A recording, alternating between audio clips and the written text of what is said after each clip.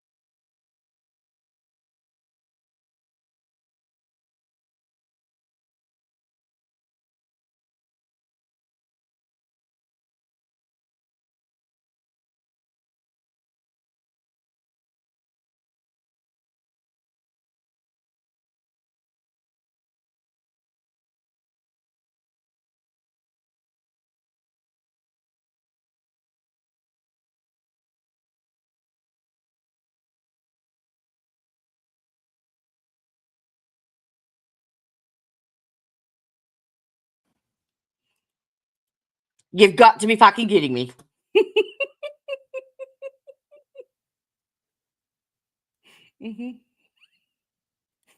I gotta start again. I don't know if I can be that funny again.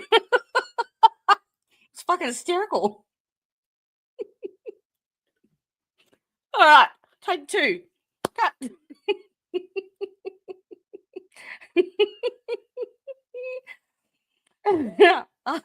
All right. Good morning, my buttercups, and brace yourselves. Hey, Jenny, how you going? We don't have any technical difficulties here. We're all professional.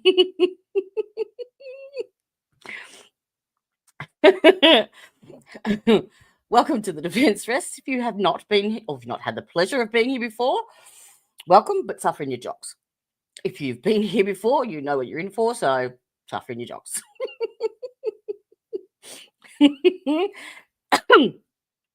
If you like watching true crime, and you'd like to be able to do so in a social environment where you are free to have your thoughts and opinions shared and discussed with other like-minded people in a safe environment where there is zero tolerance for any bullying or harassment, then you're in the right place.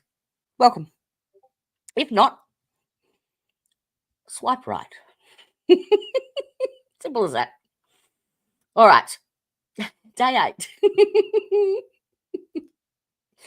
Chandler Halderson. Do we think he's guilty? Opinions? We have only four votes so far on our dipshit tally, and they're all for the one person. So by lunchtime today, I'll be closing the votes. And I thought what we could do, right? I had another little idea just to do on a trial level. You know how that people do that saying, you know, I turned into a nothing burger. Hey, Simi, how you going, sweetheart? Welcome. Yeah, the old saying, you know, don't worry, it turned out to be a nothing burger. Well, I thought what we could do is have a hamburger rating scale for every trial. I'll do what criteria you need to meet each level, work our way up the burger tree to the burger with a lot. What do you reckon? I think that might be fun. And yes, I am a lot insane in the membrane. Okay. Whilst my cup of soup is still hot, I'm going to enjoy it. And let's get into it, shall we? Now, which mirror should I look into today? That one. There we go. And go. L. Oh, he looks a bit grumpy. A bit smaller, mate. That's rolled over. Fuck off. How do I get it to my? Jody's my computer? sorry.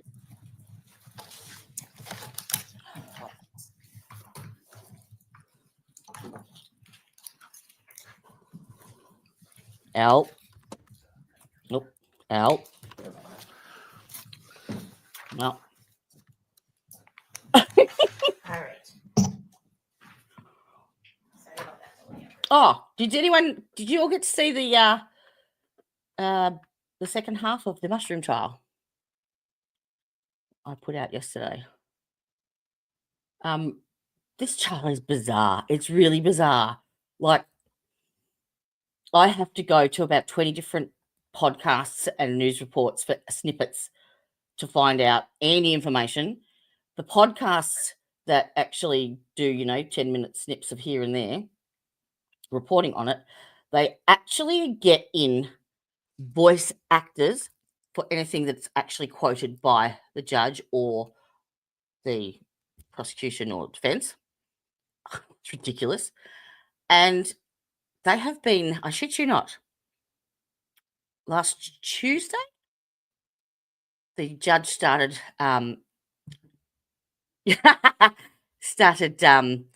jury instructions. Apparently, jury instructions are predicted to end come Monday, where the jury will then go and deliberate. Look, are you? That's longer than the trial, nearly. Who needs 4 days of jury instructions, for crying out loud? Yeah, we're weird over here. Judge probably hit a wombat on the way over. All right, let's go. And thank you very much. I'm working on a couple of others at the moment, but it's a secret. And I would love to have him back. I have sent him an email thanking him. Okay. All right. So that chart, it might be a little hard to read, but that's why I gave you a copy, detective. Aaron Hoover, matc@gmail.com. What was the IP creation address? 69.130.255.56. Again, that is the IP address associated with the Oak City Spring Circle. Yes. Someone's very close to the microphone today. And was a recovery phone number used in setting up that account? No. And a recovery phone number, again, is a phone number that you can put in when you create an email address in case you ever forget your password. Correct. And what was the date of birth of that is listed under that account? February 11th of 1988. Let's move to alyssa.brant64@gmail.com. What is the IP address of creation? August 18th of 2020. Oh, I'm sorry, that's the date of creation. What is the IP address? 69.130.255.56. So again, the Bart Halderson internet account. Yes. So that email was created connected to that Wi-Fi. Yes. And what, if any, recovery phone number was listed? There is none. And what date of birth was listed? March 15th of 1998. Chandler Halderson's birthday. Yes. All right, what about Chandler Halderson@gmail.com? What was the date of creation? January 20th of 2020. And what was the IP address of creation? 69.130.255.56. Again, the Halderson address is Wi-Fi. Yes. And what was the recovery phone number for the Chandler Halderson Gmail? 920-838-4549. And the date of birth listed. March 15th of 1998. And speakdaniel@gmail.com. What was the date of creation? August 5th, 2020. And what was the IP address of creation? 68.113.249.195. Who are you talking about? Simi? What did I miss?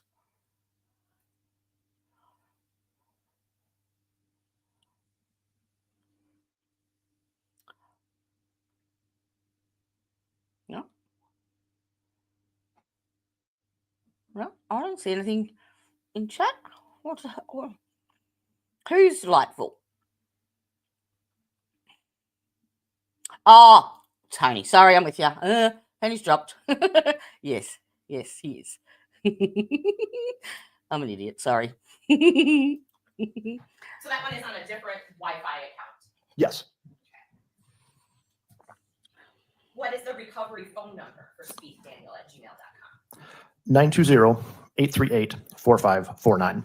So Chandler Halderson's phone number is the phone number for the recovery. Yes. And what is the date of birth listed for speakdaniel@gmail.com? March 15th of 1998. Chandler Halderson's birthday? Yes.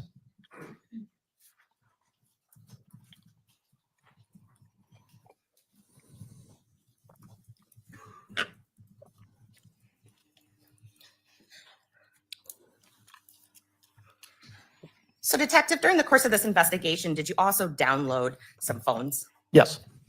How do you download a phone? The phone needs to be connected to a computer running appropriate forensic software, and then perform a data acquisition from the device. I'm sorry, I missed what you said. The phone needs to be connected to a computer running forensic software, and then you're able to acquire data from a device. And do you always get the same sort of data with every type of phone? No. Explain that. There's a number of reasons why we get different data from different devices. First of all, different devices retain different types of information. For example, a brand new iPhone is going to retain different data versus an Android phone. Older phones No worries, sweetheart. typically do not retain the same information as well. There's a Pop in and out variety of as you reasons why like. phones don't all retain the same type of information.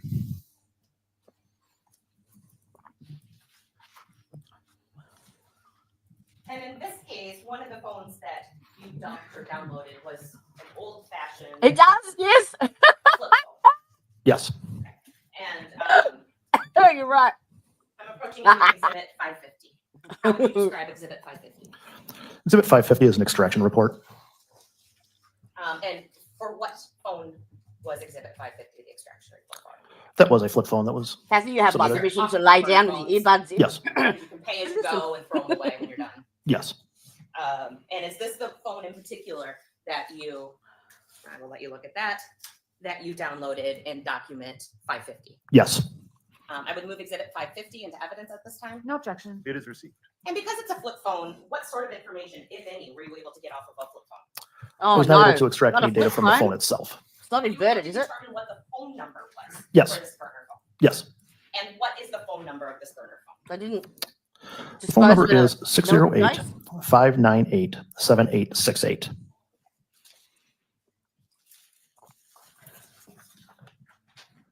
Mm-mm. Oh, shit. Oh, forgot I made toast with the soup, and I've just taken my soup. And He during just the needs course the of lines here. investigation, did you download a phone that was associated with Bart Halderson?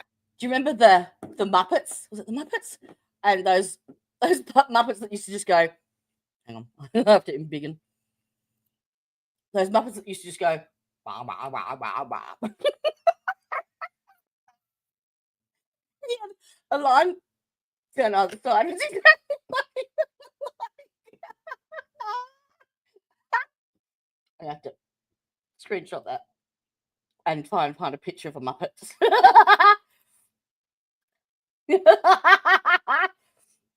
Now I can't unsee that.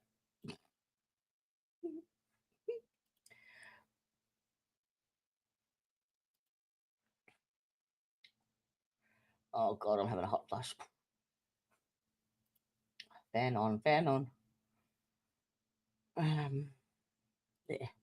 Ah, no. No,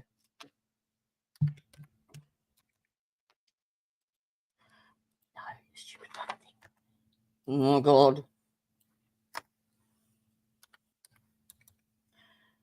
Okay. Mana. Yes. Do.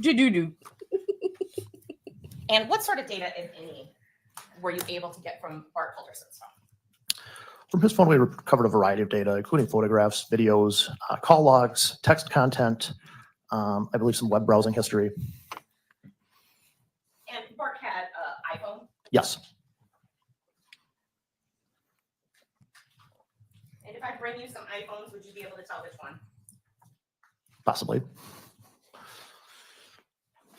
know it's one of these two.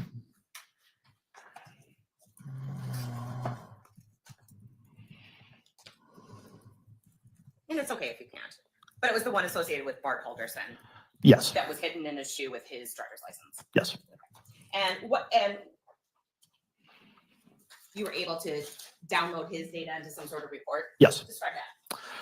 When the data is acquired from the phone, essentially you have raw data, which is not real useful to the layperson. So we move the data to the physical analyzer program, which then allows for a much more user-friendly viewing of the data. And what sort of information can you get from a phone like ours? Again, we see photographs that may be saved. We may see videos, phone call logs, text content, contacts. For example, if I entered you as a contact in my phone, I would get a list of those contacts. Possibly web browser history. And I'm showing you what has been marked as 497. Could you please describe exhibit 497? 497 is the USB drive of the download from Bart Halderson's cell phone. And you provided a true and accurate copy of that download? Yes. All right, I would move exhibit 497 into evidence at this time. No objection. It is received.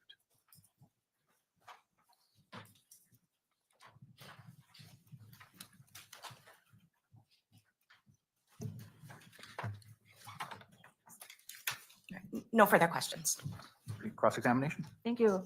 Good morning. Morning. Turning first to that phone download process that you just talked about. Yes. How many phones did you download for that data acquisition in connection with this case? With this case? I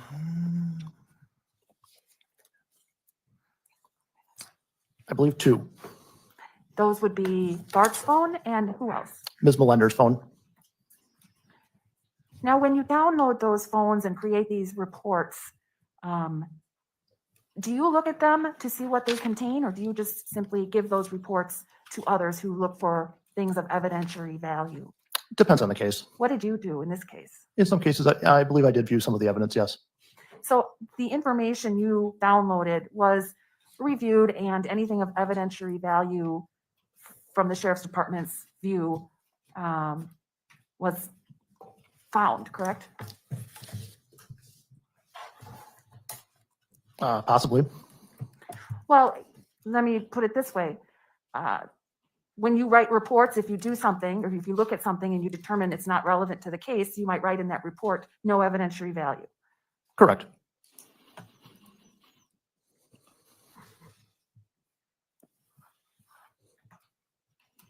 That's the only thing I have. Thank you. Redirect. Nothing. May this witness be excused. Nothing. Yes. Thank you so much, sir. Have a good rest of your day.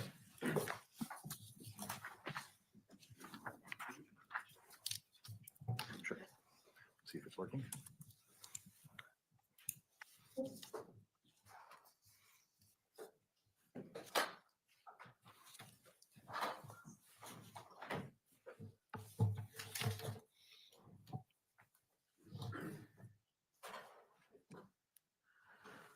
Let's just leave it there.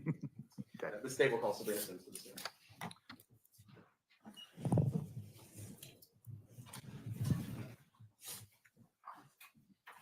Do you solemnly swear affirm the testimony you're about to give this matter is the truth, the whole truth, and nothing but the truth? Yes, I do.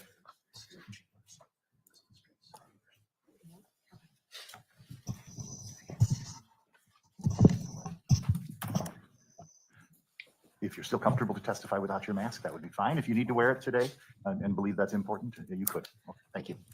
Judge, before we get started, would you mind, I think, reading the stipulation as it has to do with business records at this time? Certainly.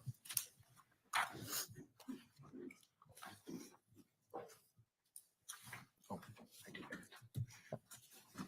And I just found the stipulation I emailed counsel about, so don't worry about that. I do have that here. Ladies and gentlemen, the district attorney and the attorneys for the defendant have stipulated and agreed to the existence of certain facts, and you must accept these facts as conclusively proved. The parties stipulate that the records produced by the below companies and organizations are authentic records, and there is no dispute to the accuracy of the records. Wisconsin law provides that records produced by businesses and organizations can be considered self-authenticating when certain conditions are met. The parties stipulate such conditions have been met regarding the records in this case. This stipulation concerns records produced by, number 1, Apple Inc., number 2, Discord Inc., number 3, Google Inc., number 4, Madison College, number 5, PayPal Inc., number 6, Settlers Bank, number 7, Snap Incorporated, number 8, Square Incorporated, number 9, TDS Communications LLC, number 10, US Cellular, and finally number 11, UW Health / CIOX Health.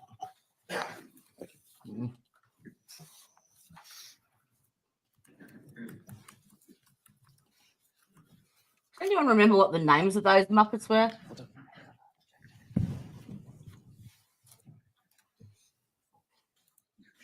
May we approach, Your Honor? Yes. Oh, oh, oh, oh.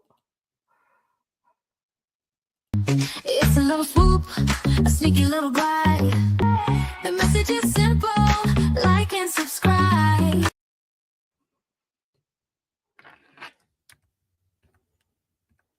To review the email accounts that we just heard Detective Blank testify about getting all those records. Yes. And when I say review these email accounts, did you in fact go through and read all of the emails? Yes. So specifically, I'm going to talk to you today about 4 different email accounts.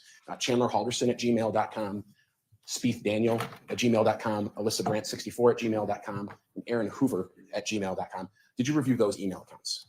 Yes, I Oh, As does it he goes just? to Mr. Spieth, Miss Brandt, and Mr. I sprung him this morning. I got onto as the gavel drops, and I was looking for the documents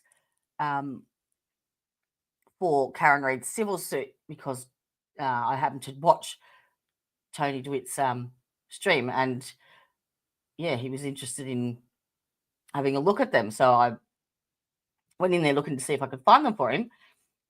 I found it chatting up Angela again. I scared the shit out of him, I think. Hoover. We're going to talk about essentially the entirety of those email accounts, correct? That's correct. From creation through when you got access to them. That's correct. As it comes to Mr. Halderson, Chandler Halderson at gmail.com, that was his personal email. Yes. Were there an extensive amount of emails in that account? I'd say there were. Did you review those emails? Yes. Were there ever any emails to or from anyone at American Family Insurance indicating that Mr. Halderson worked there in any capacity? Specifically American Family, no. When it comes to the company SpaceX, were there ever any emails regarding a job application or employment with SpaceX? No. Does the word SpaceX come up, in fact, at all in any of those Mr. Halderson's Gmail account? No. Does this document contain messages, emails, this is 549 I'm showing you, that were pulled out by you and other members of law enforcement in what you believe to be relevant to this case?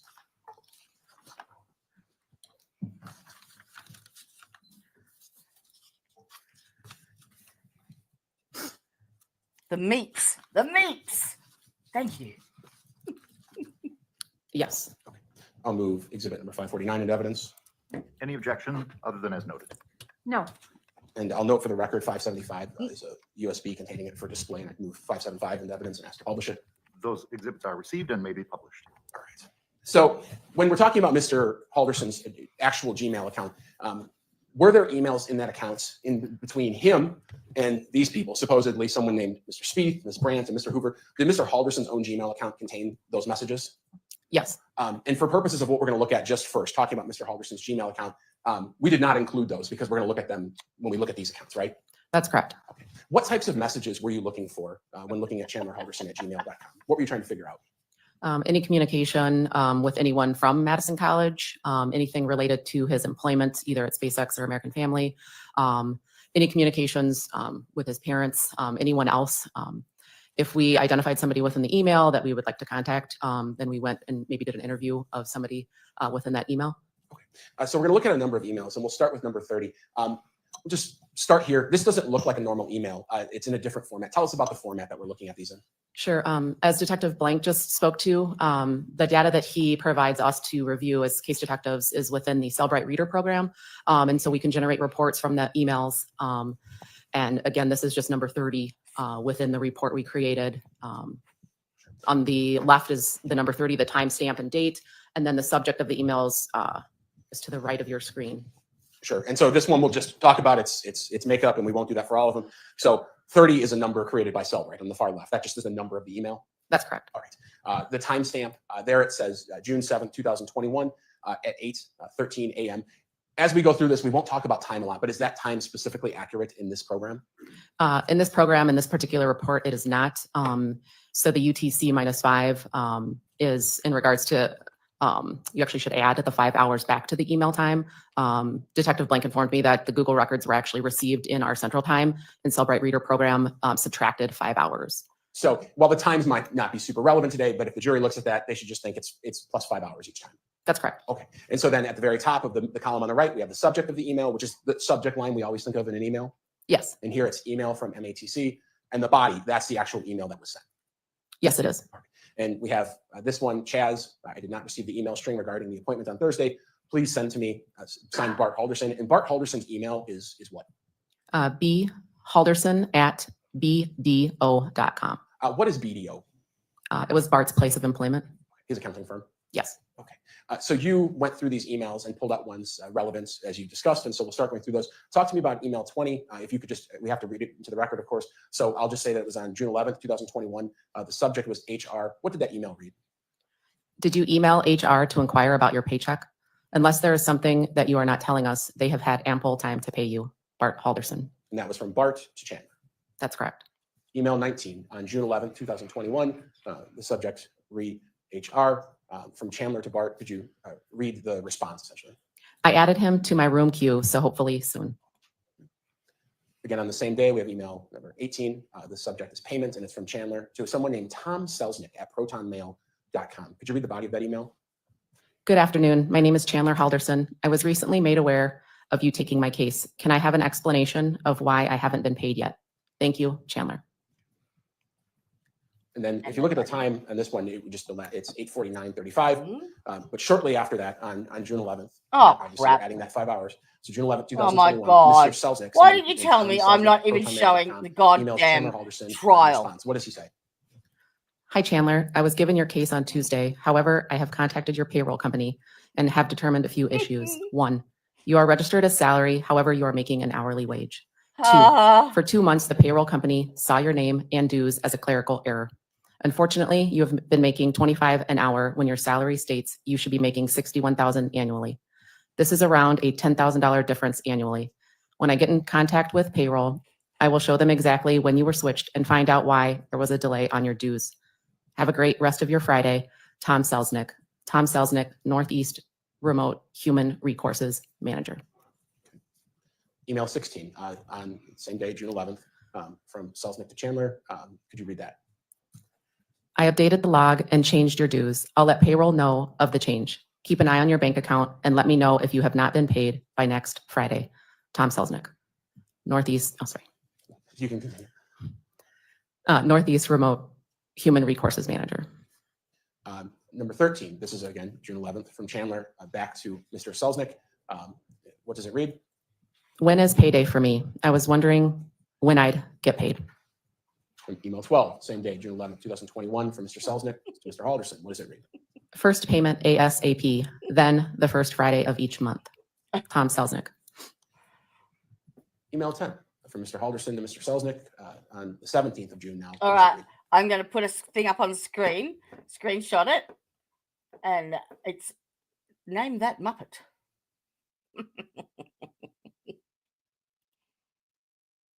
Let me get that off.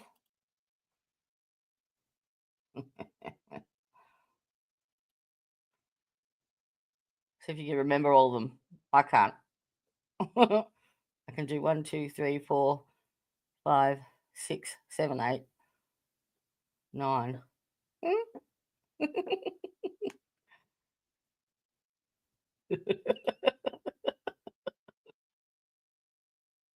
Have you got it? We're done? And I have to show you this because this is one of my best thumbnails, I reckon. Just saying.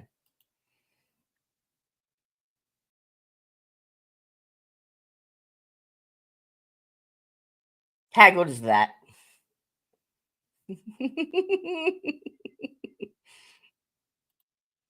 All right, let's do it. Play, Jenny. Good evening. I was hoping to hear the status of my check. Is there anything wrong or holding it back from being delivered? I recently had to go to the emergency room, so I will need my check ASAP. Thank you, Chandler. Email 9 on June 18th from Mr. Selznick to Mr. Halderson. The subject is still regarding payment. Could you read the body of that email? Good morning, Chandler. I will make some calls when your office opens to speed things along. I'm sorry to hear about your trip to the ER. That's never fun. I do appreciate your patience with this, Tom Selznick. Email number 7 on the 18th of June from Mr. Selznick, Mr. Halderson, still regarding payment. Could you read the body of that email? I will be traveling to Madison, Wisconsin, Wednesday of next week for restructuring of the HR department. It seems there is a lack of communication to be resolved. I will hope to meet you in person and have a sit down on Thursday if you are capable of travel. Tom Selznick. Email 6 on the 18th of June from Mr. Halderson to Mr. Selznick. Could you read the body of that email? Yes, that will work fine. I look forward to meeting with you. Thank you, Chandler. Now to email 4 from Mr. Selznick to Mr. Halderson on the 24th of June. Subject meeting times. What did Mr. Selznick reportedly say here? Good morning, Chandler. I'm holding a board meeting this afternoon to discuss the changes I've made to the department. If I am able to meet with you today, I will join your room around lunch over Team Viewer. My apologies for the inconvenience. However, there would not be enough members tomorrow to hold the committee. Email number 3 from Mr. Halderson to Mr. Selznick. Meeting times. Could you read the body of that email? I will be available 12 to 5 p.m. today in my room. I would like to be kept up to date with any news regarding my case. Thank you, Chandler. That person, Tom Selznick, we heard about a lot of subpoenas from Alyssa Brandt and Hoover and Chandler, all at gmail.com. Tom Selznick at protonmail.com. Were you able to subpoena Proton Mail? We did not subpoena Proton Mail. What goes into that decision, or why not? After reviewing the emails, Detective Shunk and I had a conversation with Detective Blank in regards to the Proton Mail, and we learned that it's an email server based out of Switzerland. So based upon that information, we opted to not draft a subpoena for the records, and we decided to contact American Family directly to ask if Tom Selznick was an employee there. Sure. And you made contact with those people? We did. And in fact, we're going to hear from them today. Yes. Okay. I'll take back this exhibit from you.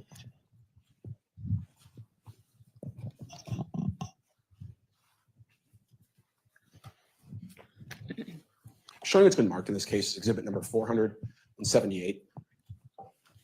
If you could page through that real quick and let me know what that is.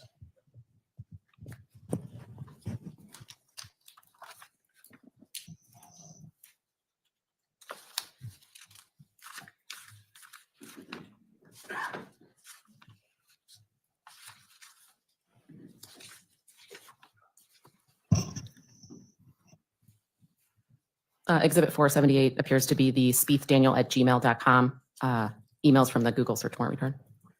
I'll move that exhibit to evidence and just publish it. Any objection? Other than Nothing further. Very good.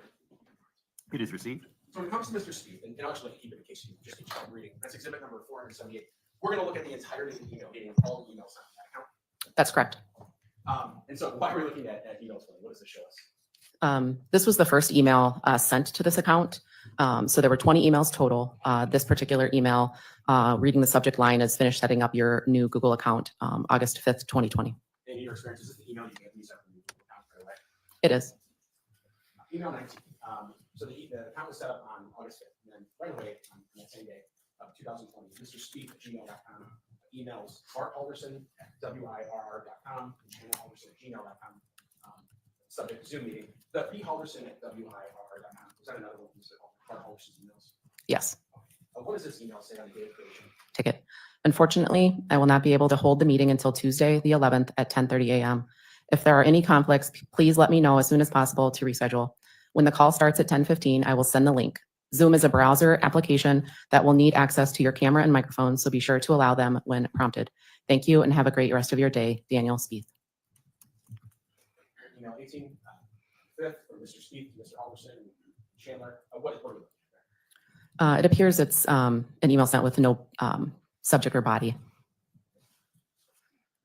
17, just again, August 5th from Bart Halderson to Daniel Spieth. Regarding Zoom meeting, what is it reading about? Daniel, that time will work. Please send Zoom details to my work email. bhalderson@bbo.com. Thank you, Bart. Email 60, the 10th of August 2020 from Mr. Speed, Mr. Bart Halderson. Subject is schedule alteration. What does Mr. Speed have to say here? First of all, I apologize. Recently, I have had a close family member become infected with coronavirus. I will appoint a coworker to the ticket of Chandler Halderson as soon as possible. I will be in the office. Log on Wednesday at 4 p.m. Chandler, call me at 9 a.m. tomorrow for further details. I apologize for any inconvenience. Daniel Speed. Number 15, on the 26th of August 2020. What is this email? This is an email from Google in regards to a security alert that a new device has signed into the account of speakdaniel@gmail.com.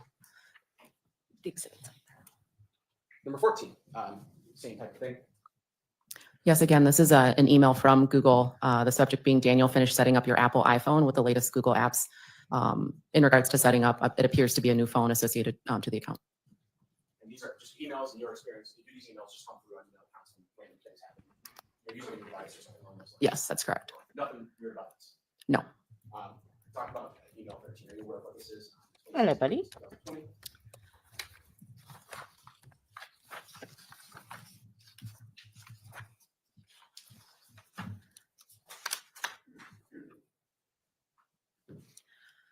Yeah, this just appears to be an email sent to Bart Halderson from Daniel Spieth, no subject line and no body within that email. Email 12, 26, August 2020, from Mr. Speed, Mr. Halderson, subject meeting, what bodies there. Good morning. Chandler was recently informed his counselor was not going to be able to make it to her meetings for the day, so he gave me a call. I will be remotely conducting his meeting today. He also sent me a list of topics to have ready. I have full access to the servers, so I have the information. He gave me your contact information. Does 9:30 or 10 work for you to answer a call? Speak to you soon, Daniel Speed. Email 11, 26 again, Mr. Speed, Mr. Halderson, what is that? I have approved his renewable energy certificate. Is the address on file 4595 Oak Springs Circle, DeForest, Wisconsin, correct? Email 10, 26, Mr. Halderson, Mr. Speed, what does that email say? I can make either work. I just need to be done by 11:15. 8, Halderson to Speed, now we're on the 26, still on the 26, what does that email say? I believe Chandler is in a meeting with a potential employer until 10. Did he say it was okay to have the call without him? Email 7, Mr. Halderson, Mr. Speed, 9, September 2020, subject to status update. What did Bart Halderson say to Mr. Speed? Daniel, can you please give me an update on Chandler's account? I need to know the following items. Has his account been set up so that he can request transcripts? Has the national database been updated so that student aid can see that he is registered as an FT, meaning full-time student? When will we receive his certificate for completing the solar energy program? Thank you. Email 6, 23rd. It's over now, Mr. Halderson and Mr. Speed. What do we look at there? The subject is progress update. Daniel, will you please provide me a summary of where you are resolving the open items for Chandler? New account is active. Registered in the IT degree program. Able to sign up for spring semester classes. Transcripts can be generated and picked up. Solar certificate has been signed and will be sent. National database has been updated for financial aid. Thank you, Bart Halderson. Halderson and Speed, during college transcripts. November 2nd, 2020. Tell us what Chandler told us. Good morning, Mr. Spieth. Could you please send my transcripts to my home address? There is a program with my insurance to help save me money with a good GPA. If you or someone you trust could do that as soon as possible, it would be greatly appreciated. Thank you, Chandler Halderson. Email 4, November 18th, 2020. What is this thing you see from YouTube with your Gmail account? Yeah, it appears to just be an email from YouTube in regards to changes for terms of service. Email 3, from Mr. Speed to Chandler Halderson. I think it's cut off there. What is this one read? The subject is federal and insurance. The body reads, Dear Chandler, I believe I have finally gotten through to your federal loans and am getting squared away with them. I am also drafting your letter for insurance. Would a PDF copy work for you? And you have the book in front of you. Just as it's cut off. Sure.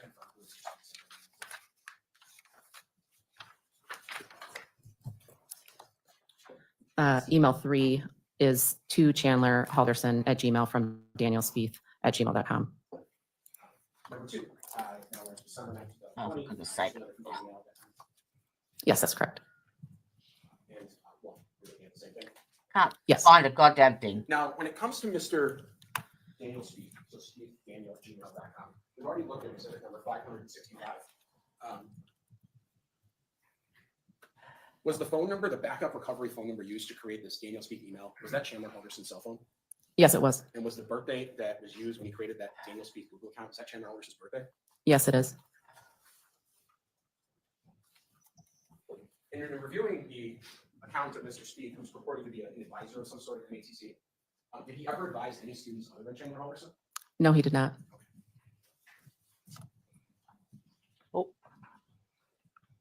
So we'll take just maybe 1 minute. Council's looking at the next exhibit. So Oh, I can stop. Very good.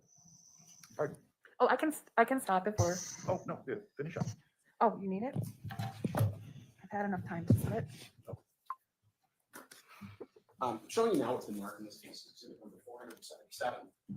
What is this document here?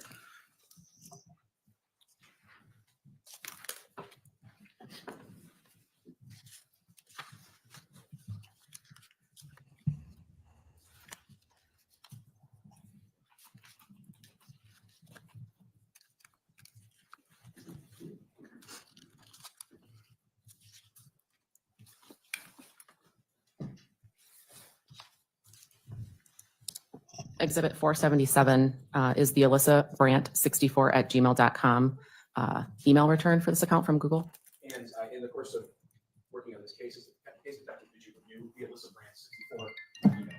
Yes, I did. And we're going to look at this. Are we not? Yes. All right, I'll move to publish it. So You may.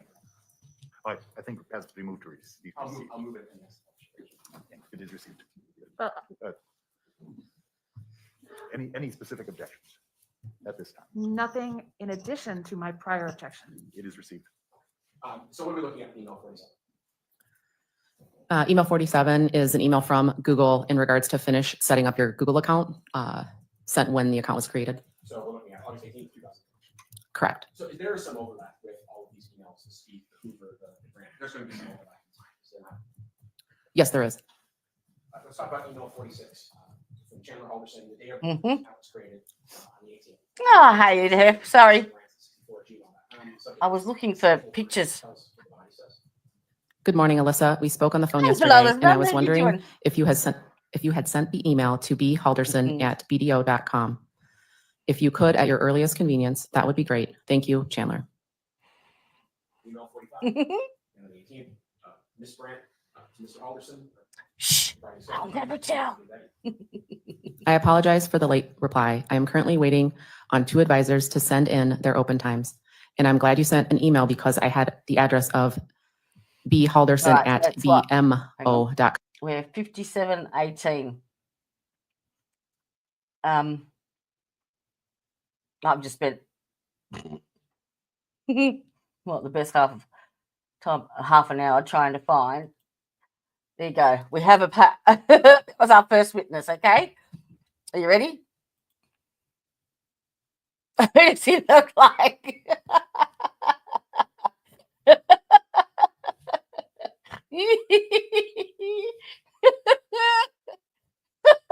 I paused it at the same spot too. I couldn't find those bloody little Muppet things. Never mind. There you go. 57.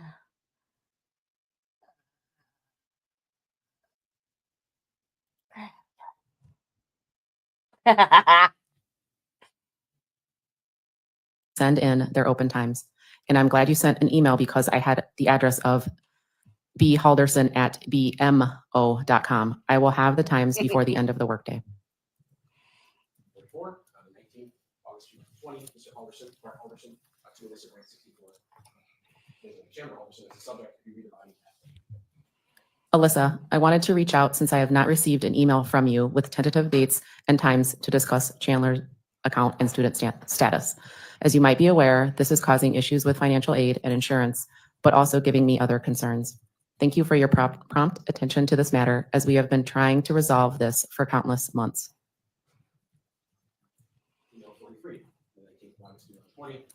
Brand, Mr. Halderson. Regarding Chandler Halderson, could you read the body of that?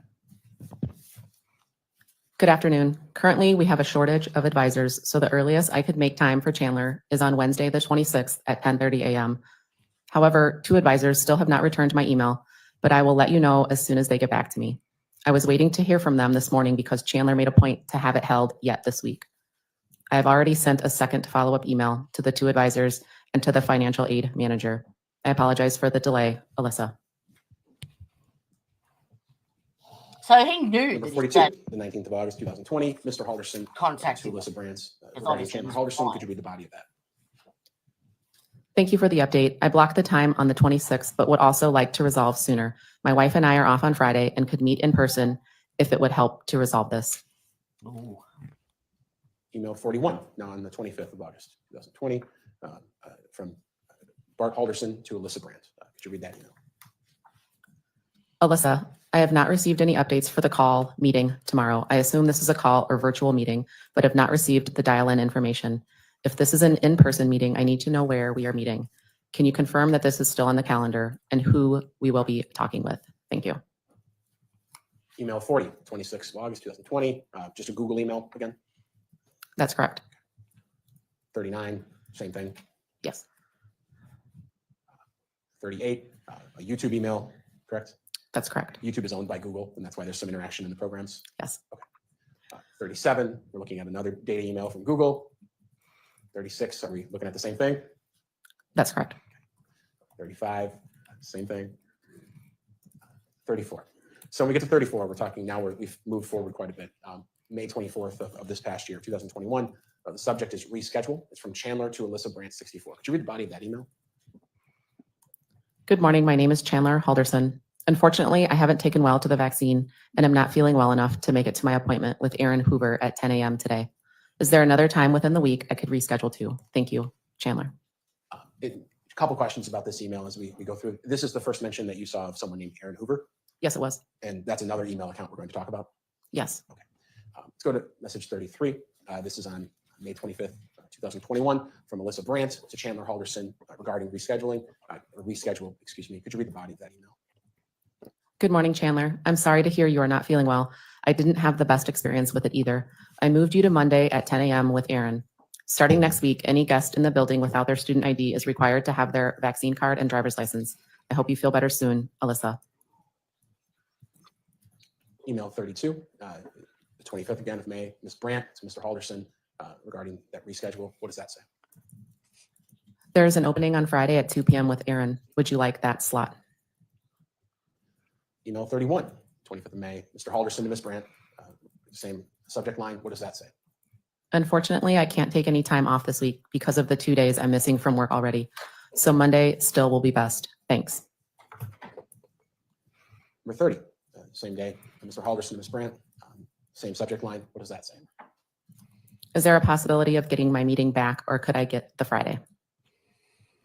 29, same day, Mr. Halderson to Ms. Brandt. What do we have there? Anything would work this week, if not today. Email 28, again on the 25th, Mr. Halderson to Alyssa Brandt, same subject line. What does that say? I'm sorry to be pushy. I forgot that it was a holiday weekend and will push through to go to my meeting. Email 27, now we have an email from Alyssa Brandt responding to Chandler Halderson in that same subject line. What does that email read? Unfortunately, I've already bumped the waiting list into place.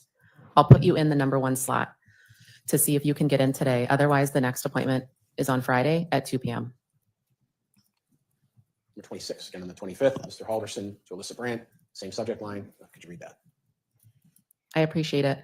I will be available at any time you give me. Even a video call today would work. My dad only has a few hours off today. Email 25, on the 25th of May, Alyssa Brandt, emailing Chandler Halderson, back in the same subject line. What does that email read? I will give you a call as soon as I find an opening. Until then, you have Friday at 2 p.m. I hope it can work for you. Number 24, on the 28th of May, Ms. Brandt's emails Chandler Halderson, subject line schedule changes. What does that say? Dear students, keep watch for scheduling changes. We are short-staffed today and there likely will be day and time shifts for your meeting. Keep an eye out for an email or call from either me or your advisor. Have a great weekend, Alyssa Brandt. Just briefly, maybe this is a good email to point it out. In the email itself, Brandt is spelled B-R-A-N-T. Is that correct? That's correct. What is the registered name? How is that spelled? Alyssa is spelled the same, A-L-Y-S-S-A, and the last name is B-R-A-N, N as in Nancy, D as in David, T as in Tom. So B-R-A-N-D-T. And in the actual email body, when she uses the last name, it's without the D, but just with the T. That's correct. Email 23, 28th of May, Chandler Halderson emails Alyssa Brandt regarding the schedule changes. What does he say? Good morning. Is there a problem with my meeting? I have waited a long time for a meeting and my employers need my transcripts ASAP. Thank you, Chandler. Email 22, again on the 28th, Alyssa Brandt emails Chandler Halderson back regarding the same subject matter. What does she say? Your advisor will contact you directly. The advisement director is handling the situation as we speak. If there are changes, you will be made aware shortly. 21, on the 28th again, Mr. What a Halderson. fuck emails around Brandt, for a same goddamn subject matter. He responds, meeting. What? Okay, thank you. Email 20, again on the 28th, Mr. Halderson to Ms. Brandt, same subject line. Could you read the body of that email? He's running out of bullshit. My meeting now. was altered. Is there a person I can call? I need answers to my questions ASAP. Email 19, again on the 28th, from Alyssa Brandt to Chandler Halderson, same subject line of schedule changes. Could you read the body of that email, please? I will find someone free to call you. Thank you for your patience. Email 18, still on the 28th, from Alyssa Brandt to Chandler Halderson regarding the schedule changes. What does Ms. Brandt say to Mr. Halderson? Your phone number is 920-838-4549, correct? And then just a question, that is in fact Mr. Halderson's cell phone number. Yes, it is. Number 17, still on the 28th, Mr. Halderson emails Alyssa Brandt regarding that exact question. And what does he say? Yes, that is correct. Email 16, 28th still, Alyssa Brandt emails Chandler Halderson, same subject line. Read that email. Great. I'm still doing my best to find someone free to give you a call, but I'm positive I'll find someone. Thank you for your patience. Email 15, Mr. Halderson emails Alyssa Brandt, same day, same subject line. Could you read that one? Could I please have your phone number so you could help shed light on this situation? There was no response to that email with a phone number or anything because the next email is on the 1st, correct? That's correct. Okay. Email 14, June 1st, 2021, from Chandler Halderson to Alyssa Brandt regarding those schedule changes. What does that email read? Good afternoon. I'm checking to see if there's been any progress on the documents I requested. Is there any news? Thank you, Chandler. 13, so cut off a bit here, but this one is June 1st, 2021, from Alyssa Brandt to Chandler Halderson, same subject line. Could you read that response? Sorry for the late response. I'm running around grabbing everything on my spare time. It's been a hectic day due to recent events. Thanks for your patience, Alyssa. June 1st, 2021, Alyssa Brandt to Chandler Halderson, same subject line. What does she say here? I won't be able to access your transcripts or get the certification degree without the key to the records room. I'll let you know when it arrives. Email 11, June 4th, Mr. Halderson to Ms. Brandt, same subject line. What do we have here? Could you add me to any open time for next week? And you added the word open, just for the record, it's spelled wrong, correctly? I did. In the email, it's spelled O-O-E-N. Thank you. Email 10, June 4th, 2021, Alyssa Brandt responds to Chandler Halderson in the schedule change email string and says what? Yeah, no problem. How does Thursday at 11:30 sound? Email 9, June 4th, Chandler Halderson to Alyssa Brandt. He responds perfect. Correct. Email 8, we're into a new subject line. So the subject is just scheduling from Chandler Halderson. Would you mind just opening the document to confirm who email 8 was sent to? I know it was cut off here.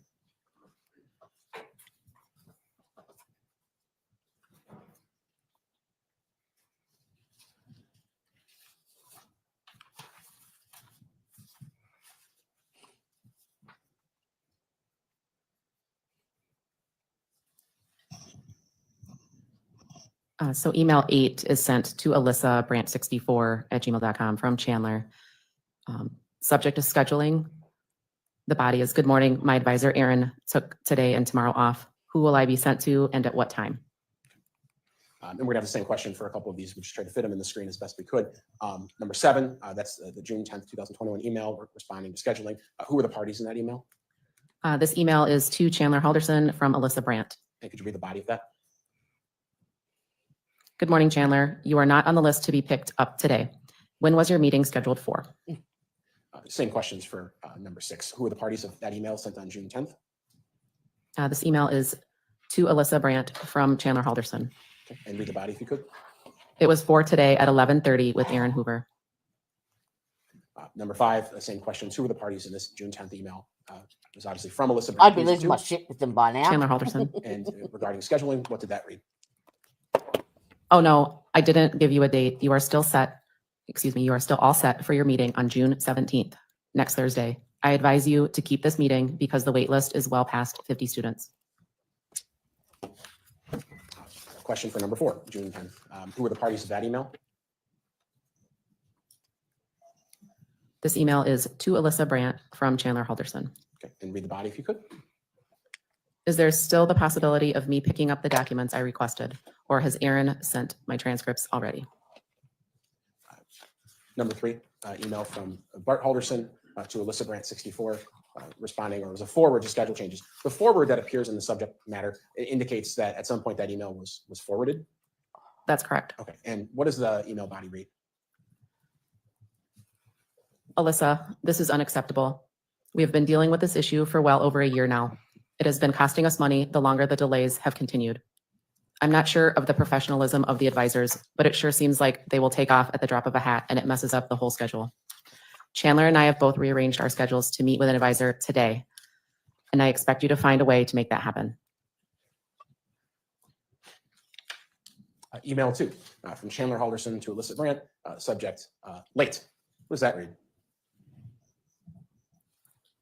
I'm currently heading to the hospital. I will not make my meeting. I remember there is a wait list, but I still will need my meeting rescheduled as soon as possible. And number 1, June 21st, 2021, from Chandler Halderson to Alyssa Brandt. What does this say? The subject is contact information. The body is there a phone number I could call for getting a new appointment? And that was the last email in that grouping. That's correct. A couple of the same questions. When it comes to Alyssa Brandt, did it appear to you in reviewing those emails that she was purporting to be a student advisor at Madison College or MATC? It did. And did she ever advise any students other than Chandler Halderson? No, she did not. Showing you exhibit number 565 again. When it comes to Alyssa Brandt, who's second in the column there, is the IP address that that account was created at, alyssabrandt64@gmail.com? Is that the Halderson home's IP address? Yes, it is. And the birth date used when that account was created, is that Chandler Halderson's birthday? Yes, it is. Dickhead.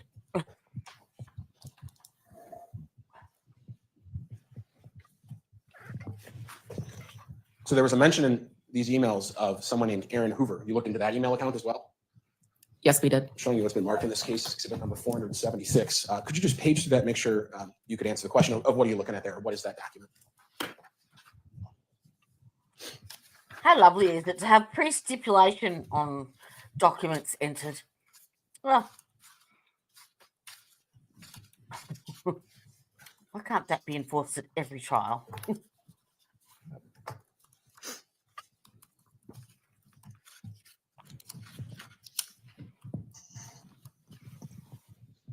Uh, 476 is the Aaron Hoover matc@gmail.com Google search warrant return specifically to emails.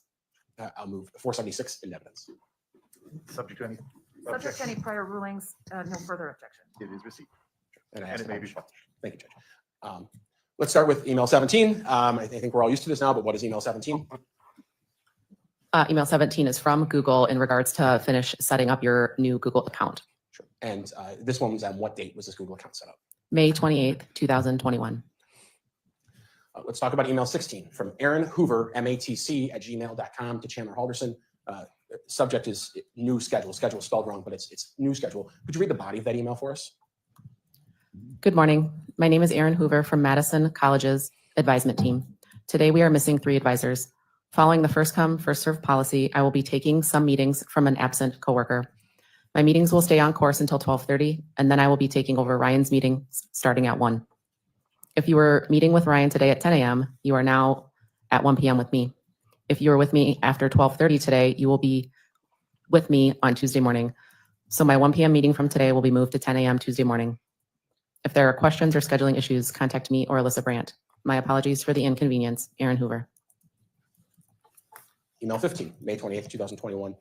If you could in the binder, again, we're trying to format these to fit the screen. That was from Chandler Halderson. Who's that email to? Email 15 is from Chandler Halderson to Aaron Hoover. And same subject line. What does that read? Unfortunately, I need my meeting to happen today. My employer and insurance need my transcripts and to see proof of my completion of my degree and solar certificate. I have been trying to get a meeting for a very long time, and I very well could lose my job over this. Is there a time you could put me in? 14. Who was that email from and to? Email 14 is to Chandler Halderson from Aaron Hoover. And same subject line. Could you read the body of that email for me? I'm sorry to hear that, but we must follow policy on these difficult days. I will contact your employers for you if that will help out in any way. Email 13. Again, if you could tell us the parties of this email. Email 13 is to Aaron Hoover from Chandler Halderson. Same subject line. Would you mind reading the body of the email? Alyssa put me on the waiting list on the number 1 slot earlier this week. Does that apply to today if there are any cancellations during the changed scheduling?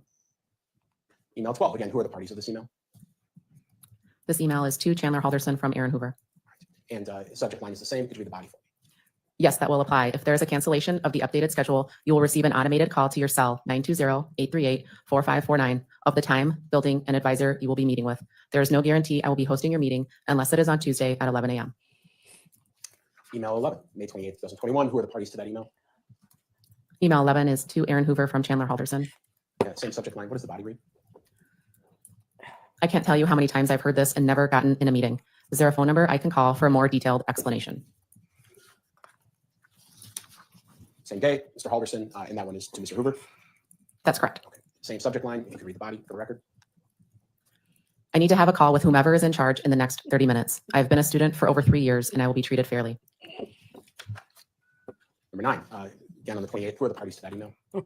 Email 9 is to Chandler Halderson from Aaron Hoover. And if you could read the body of that email.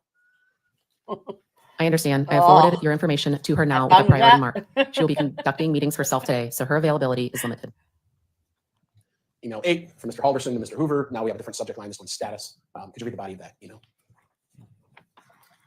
Good morning. I canceled the meeting for today because of work conflict and emailed you a list of questions and documents I need.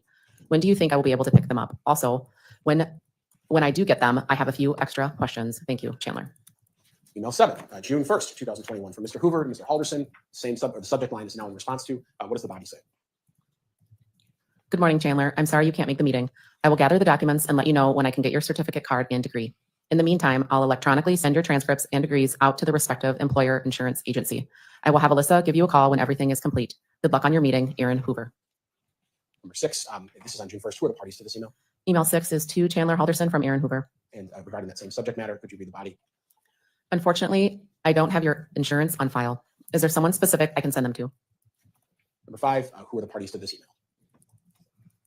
Email 5 is to Aaron Hoover from Chandler Halderson. Same subject matter. Would you mind reading the body for the record? Okay, thank you. You can send the official link to bhalderson@bdo.com so he can forward it to the right people. Email 4 from Mr. Hoover to Chandler Halderson, correct? That's correct. All right. Now, different subject matter. Now it's absence. What does Mr. Hoover have to say on June 10th? Dear students, I am taking the rest of the week off due to a family emergency. If possible, my meetings will be reassigned by availability and relevance. If you have any questions, please give our secretary, Alyssa, a call or email. My apologies, Aaron Hoover. Email 3, the 10th. Could you please tell us the parties to this email? Email 3 is to Aaron Hoover from Chandler Halderson. Same subject matter. Now, in response to that subject matter, please read the body. Have I been picked up by a different advisor and at what time? Email 2 from Mr. Hoover, matc@gmail.com to Chandler Halderson. New subject line here, meeting time and date. Would you mind reading the body for the court record? Good afternoon, Chandler. I'm sorry to hear about your recent trip to the ER. I have scheduled you 2 appointments, so if there's a conflict with the first, there's always a second. July 20th at 2:45 p.m. and July 23rd at 10:30 a.m. If neither of these work, let me know as soon as possible. In the meantime, you are holding slot number 22 on the wait list. And number 1. Number 1 is just a Google email that we've looked at before. Yes, it is. So the last email in any of these accounts is the 29th of June, 2021. That's correct. A couple of the same questions as before as it comes to Mr. Aaron.Hoover, matc@gmail.com. He was purporting to be an advisor at Madison College. Yes, he was. Did he ever advise any students other than Chandler Halderson? No, he did not. And looking at Exhibit 565, the IP address used to create that Gmail account, is that the IP address of the Halderson household? Yes, it is.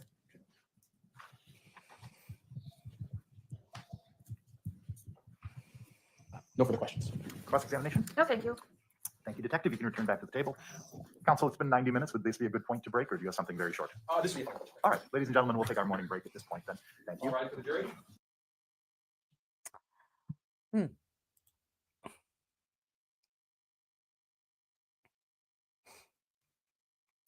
It's a little swoop. Good morning, everyone. My name is James Lane. I'm Digital Content Manager at The message is channel3000.com. simple. Like and subscribe. Sometime this summer or into the fall, were you contacted by Dane County Sheriff's Office in connection to this case? Yes, I was. And in particular, did they ask you to research whether or not Chandler Halderson was ever employed by American Family? Yes, they did. And what did you find out? I found no record of that person working for American Family. What about as one of their contractors? Did you research that? I did as well, and we found no record of that person working as a contractor. Did they also have you research whether or not Tom Selznick was ever an employee of American Family? Yes, they did. And was he ever an employee or a contract employee? No. Do any of your employees, as their official email, have a Proton Mail account? No. What is like the tag or the ending of the emails from American Family Insurance? At amfam.com. And how are your employees paid? Weekly, monthly, every 6 months, something else? Biweekly. No further questions. Cross-examination? No, thank you. Thank you. May this witness be excused and released? Yes, Your Honor. Thank you. You're released from your subpoena. Thank you. Have a good rest of your day. Thank you. I'll recall Brian Shunk to the stand.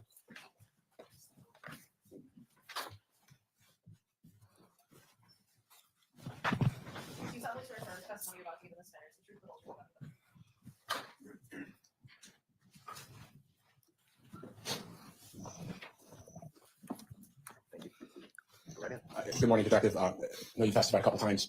Some things make more sense, obviously, at certain times. Yesterday, were you here when the footwear analyst testified as the shoe prints found on the two tarps, the one that was found in the garbage can near the torso and the one that was found in the barn? Were you here for that testimony? Yes.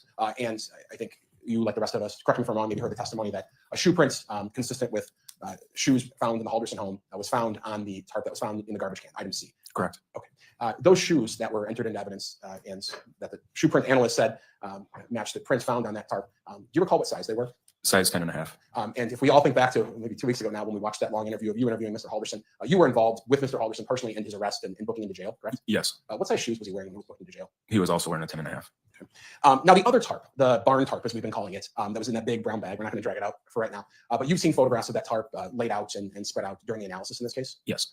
And I think I've asked others, but I'll ask you, does that tarp appear to be older or newer than the tarp that's found in the garbage can? It definitely appeared older. And what makes you say that? Like, how would you describe it?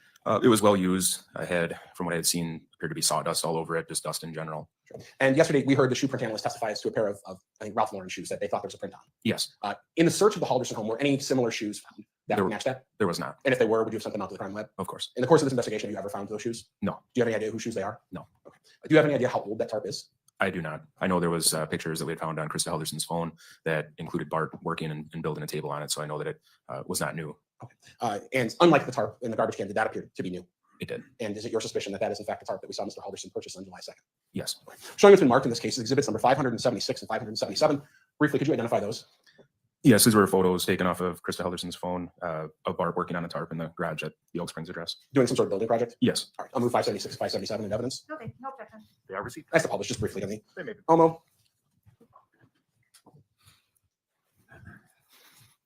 Looking at 576, is this the tarp that we're talking about? Yes, it is. And 577, another tarp, another photo of that tarp? Correct. Okay. And to you, does that appear to be the barn tarp? It does appear to be the barn tarp. And Mr. Halderson's not wearing those Ralph Lauren shoes here? No, it appears he's wearing A6.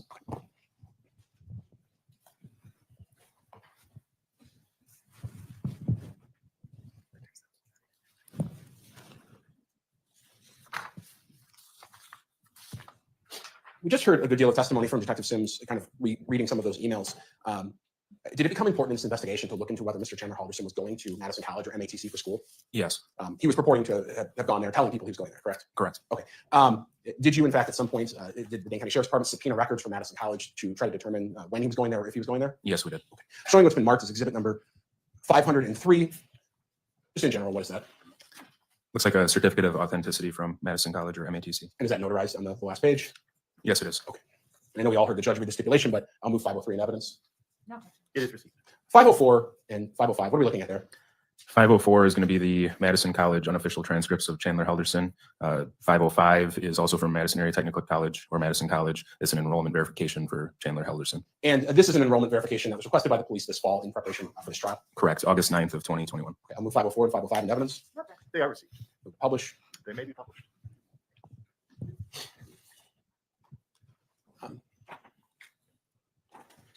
Starting with the transcripts, we'll zoom in just a bit. So we're looking at exhibit number 504. But spring of 2018 shows Mr. Halderson was in fact enrolled at MATC, correct? It's on there, yes. All right. I took a couple classes, leadership as an art, trigonometry, university physics, and some sort of solar technology class, and actually completed some classes in the spring of 18. Fair? Yes. All right. Summer of 2018, he enrolled for a few classes, general chemistry, basic statistics, and another solar class, and completed some classes there, summer of 18. Yes, completed some, and it looks like withdrew from another. Withdrew from the statistics class. Correct. Okay. Moving to the fall of 2018. There, Mr. Halderson, intro to sustainable design, again, taking basic statistics, intro to renewable energy, and he completed the design class, got an A, failed the statistics class, and into the renewable energy class, looks like he withdrew. Is that fair? Yes. Right. Going into 2019, spring of 2019, took a couple classes, environmental science, project management, weather and climate, and electronics class, and looks like there was a C in the project management class, but the rest he withdrew from. Correct.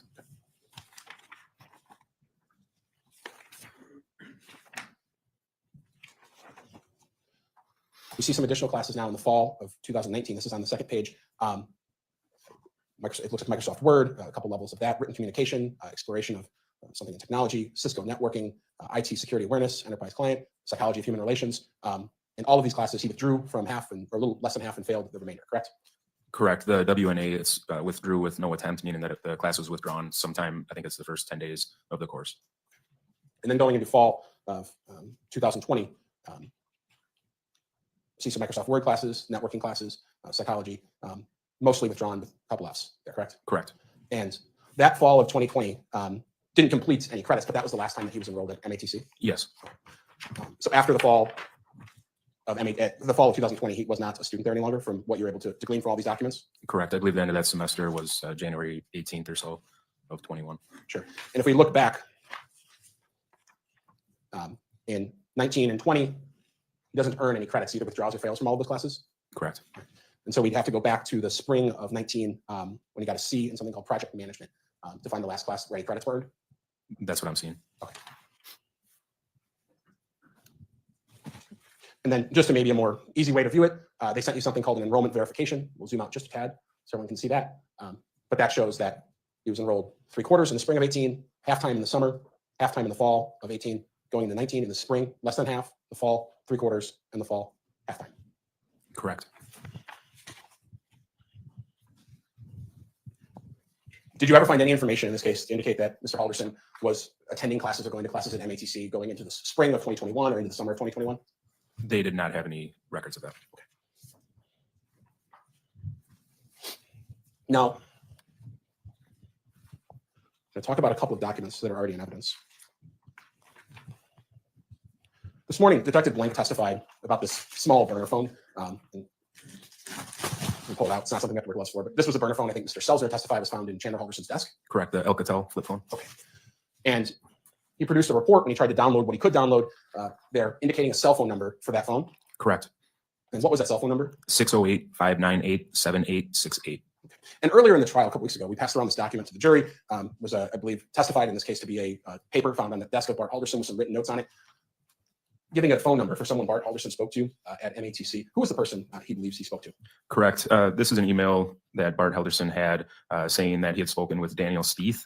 At the bottom of, I'm sorry, in part of the body of that, he does say that Daniel sounds just like Chaz, who we know is what the family called Chandler, on the phone. The bottom of this email says Daniel's contact information is cell 608-598-7868, which is the same phone number I just read, which is registered to the flip phone. So the burner phone found in the desk is the same as the email that the jury looked at with that phone number. Correct. Okay. There's a name written on this document in circle. Can you tell us what that name is? Omar Job. And that became a point of interest for the police in this investigation? It did.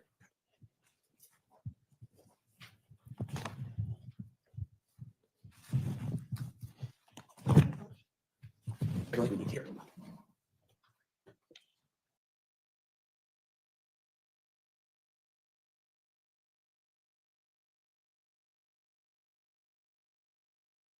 Correct. For the most part. Many people sometimes can look at them, but you do look at some of these downloads. Yes. Okay. Was Bart Halderson's cell phone one of these cell phones that was able to be accessed in this case? Yes, we did access that phone. And I'm showing what's been marked as exhibit number 497. Just in general, do you know what this to be? A USB. Containing the downloaded Bart's phone? Correct. Okay.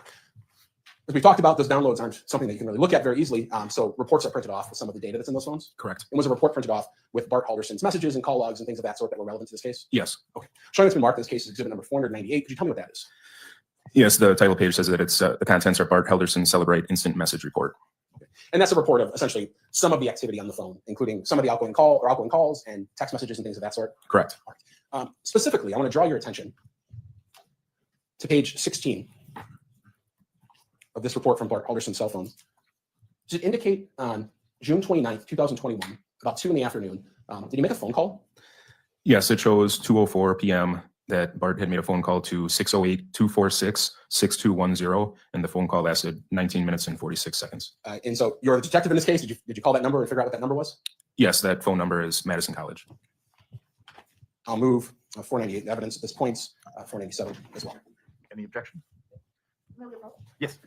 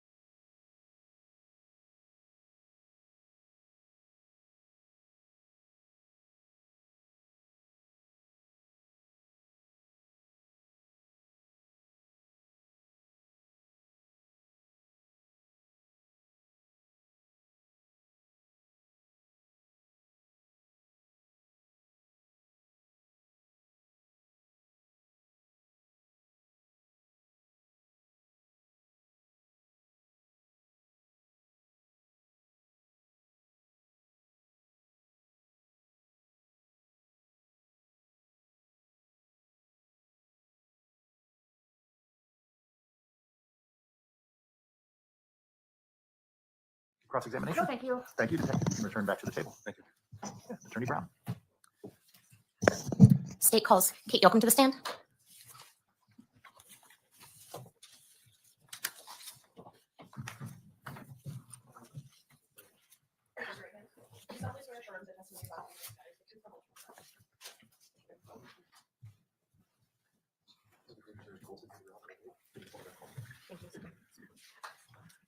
Good morning. I would ask if you believe you can do so safely and responsibly that you testify without a mask, as long as you're comfortable with doing that under these circumstances. I will do so. Thank you so much. Please proceed. Good morning. Could you please state both your first and last name and spell both for the record? Sure. My name is Kate Jocumsen, Kate, Kate, and last name Jocumsen, Jochinsen. How are you employed? I work for Madison College, And specifically, what is your title? the Director of Employee Relations.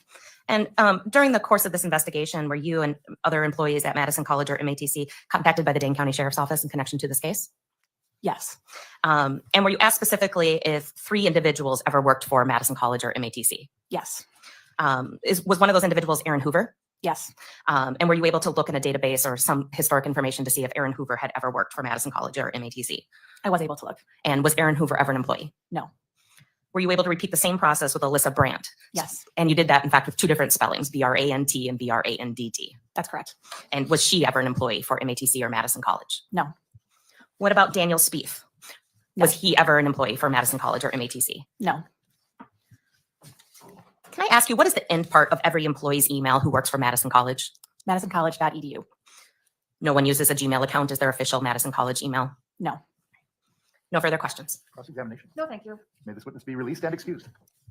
Yes. Thank you so much for your time. Have a good rest of your day. Glad I found it.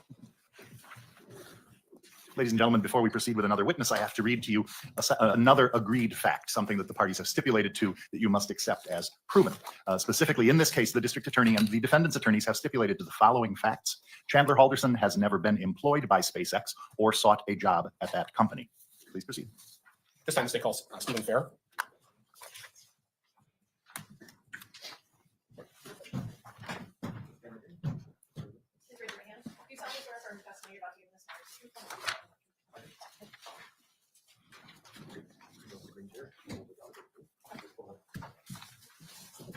Good morning, sir. Good morning. If you believe you can testify safely and responsibly without a mask, that would be the preference if you can.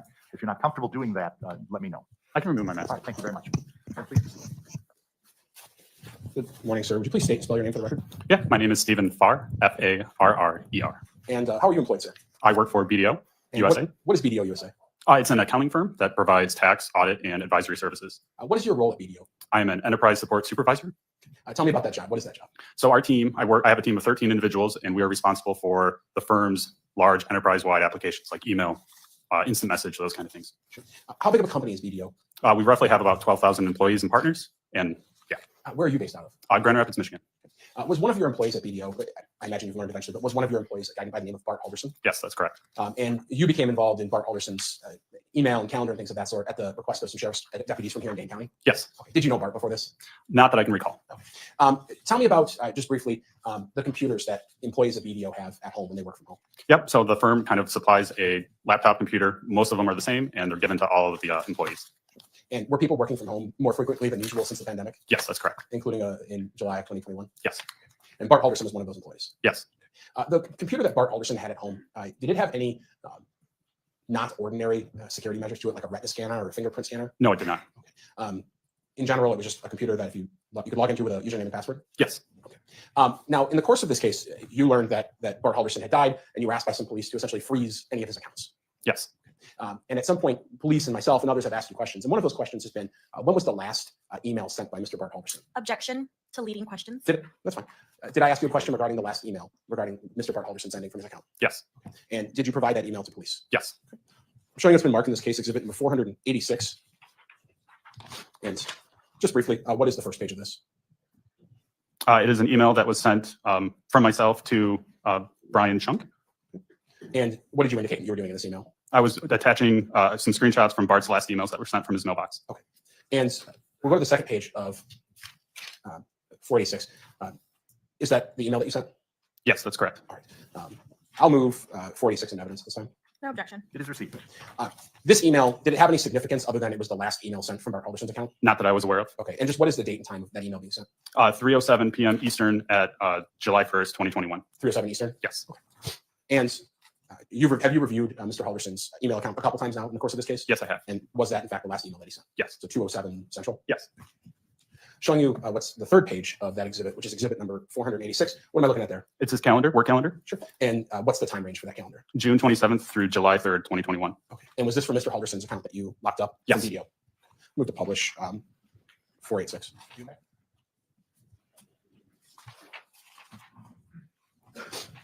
So just looking at that second page, there's no significance perhaps to the email, but what you were referencing was the time and date that it was sent.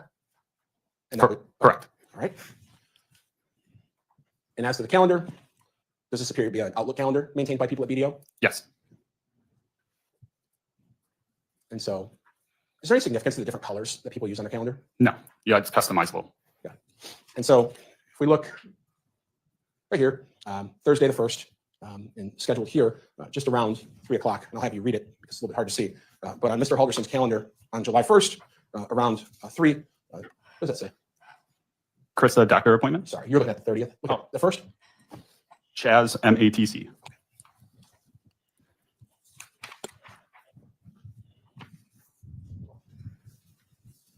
Oh.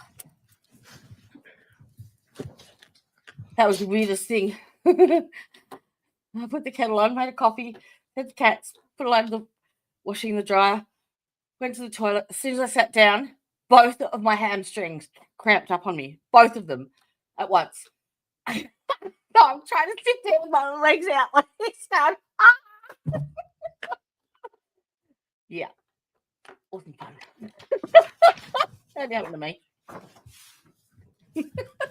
No further questions. Cross-examination. Good morning, Mr. Farr. How are you? Good. So a couple of questions for you.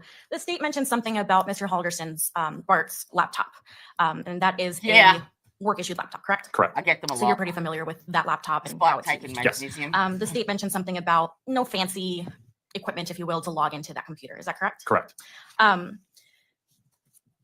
Not only did you provide the emails shown, but you provided different information to the deputy sheriff that you spoke to, correct? Correct. And I believe the contact person was actually Detective Shaw. I believe so, yes.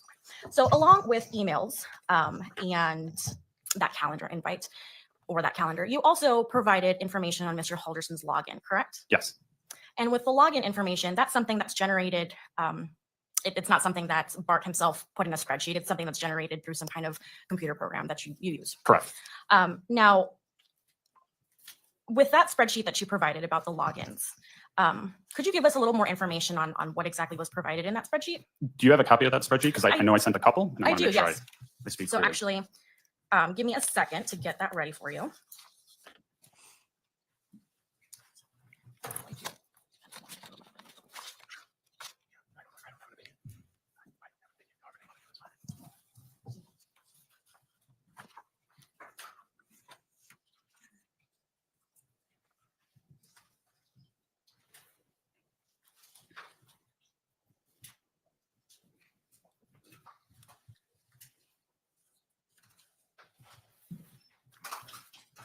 All right, I'm handing you the mark of exhibit 1000 and, excuse me, 1101. So go ahead and peruse through that and know your answers all with that.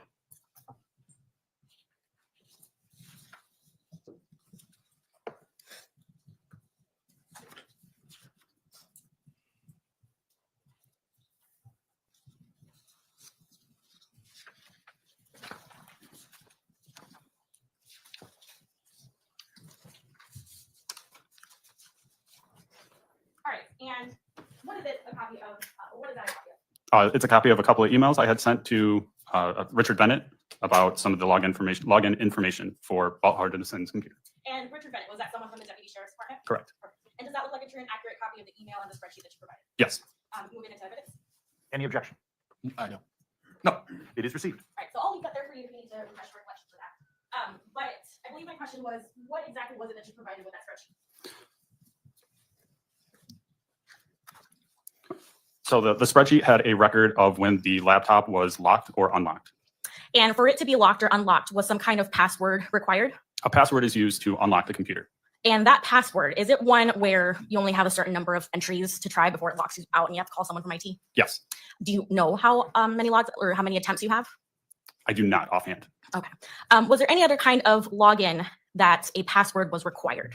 There are several applications that we have that you could use a password to log into. And could you briefly tell us some of those, if they're included in that spreadsheet? They are not included in the spreadsheet. No, this is strictly just the computer. Okay, so what else does that spreadsheet have? Does it have anything else about any kind of last login that Mr. Halderson would have had? No, it just has the login, log off, and computer restarts and shutdowns. And is it something that you would require your employees to shut down their computer regularly? We do advise our employees to shut down regularly. Okay, and based on that spreadsheet, when is the last login for Mr. Halderson, or log out, excuse me?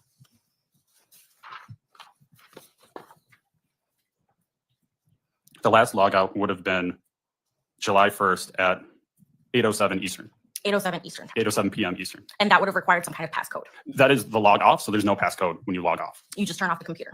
Well, your computer will either turn off automatically if you don't do anything for 20 minutes, or you can manually log off your computer.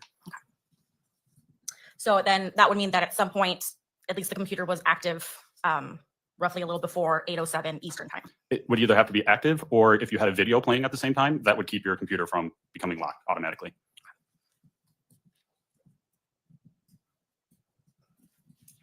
Does that spreadsheet also tell you when was the last login that would have required some kind of password? Yes. And when was that?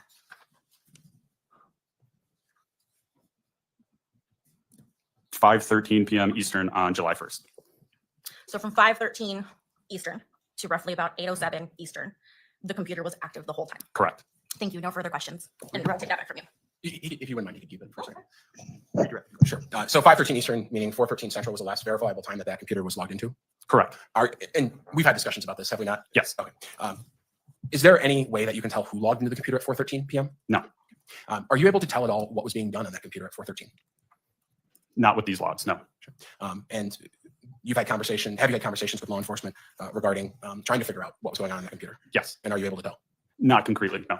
So the last verifiable time that you're able to determine someone manually was doing something on that computer is that login time at just after 4. Correct. Okay. And you said things could be keeping the computer active. What types of things keep the computer active for long periods of time? So if you- Objection, speculation. Overruled. You can answer. So if you were doing a training and it had a video component to it, that would keep your computer from being locked out. If you were watching YouTube and you had a video open, that would keep your computer from being locked out. Just like you should be. But in terms of verifiable information on a computer, we talked about the last email that was sent. No email was sent when that computer was logged back into at 4 o'clock. Correct. And I'll ask it, perhaps I already have, and I hate to be it's redundant, but just want to make sure I'm clear. Are you able to determine based on any of your programs that you have access to or the data you've looked at, whether anything other than logging into the computer was done after 4 o'clock? Or that time at 4 o'clock? We weren't able to, no. Okay. In terms of passwords, is this just the normal thing you look at when you unlock your computer? You have your username and you enter a password? Yes. Do you know who had Mr. Halderson's passwords? I don't know. In the course of this investigation, have I and police provided information to you that Mr. Halderson was a bit perhaps loose with his passwords? Yes. In fact, I've showed you documents in this case. I'll show you what's been admitted. Evidence is 203. You've seen this document before? Yes, I have. And what does that appear to be? A list of username and passwords. And most of these usernames, you're able to tell from the initials and the name of the user who appears to be the user. Bart. So if Bart Halderson's password, for instance, was on a document, I'm not saying this document, but a password document or a Post-it note sitting next to the computer, you would have no way of knowing who logged onto that computer at 4 o'clock. Correct. Okay. So if someone wanted to log on, throw on a YouTube playlist of music and listen to music on that computer, you wouldn't know who was on there. Correct. Okay. Are you able to tell what Bart Halderson's password was from your data? No. And I asked you to try, didn't I? Yes. No further questions. Any recross? Yes. That spreadsheet that the state just showed you, were you able to determine what the password and the username were from that spreadsheet that they provided? We tried a few of those passwords and we were not able to succeed. And you also mentioned that there was how many logins that you were able to try before it booted you out or kicked you out? I don't know off the top of my head. But there was a limit. Yes. No further questions. Thank you. May this witness be excused? He may. And released. Yes. Thank you, sir. I'll grab the spreadsheet. And then you. perhaps Ms. Doral and I should approach real quick to talk about that issue we brought up a second ago. Oh, it's a little swoop. Sneaky little slide.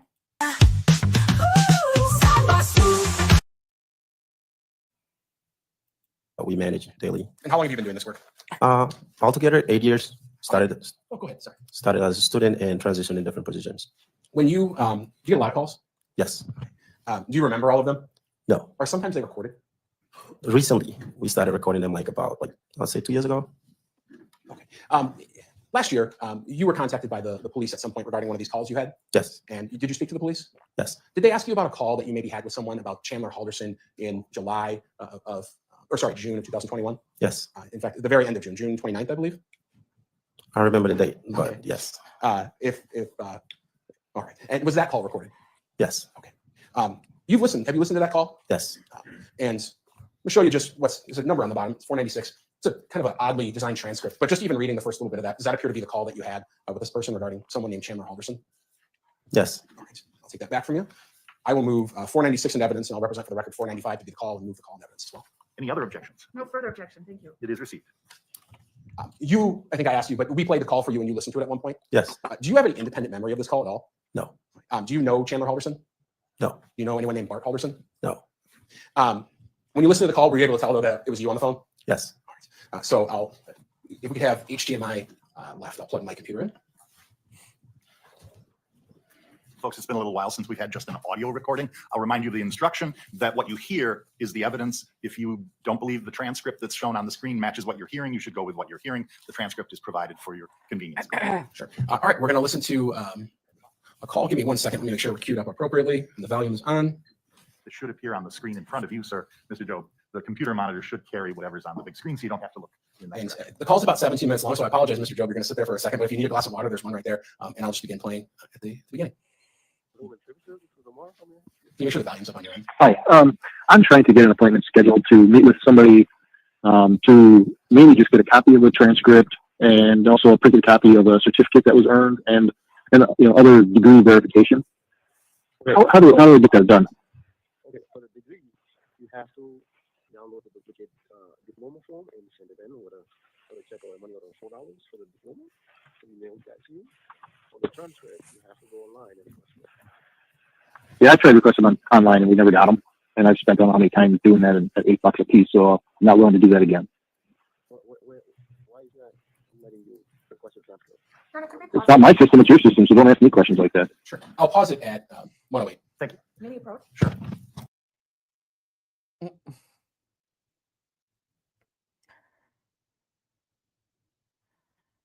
What's the issue? Get a tissue. This is my, see, look, you should have used my solution.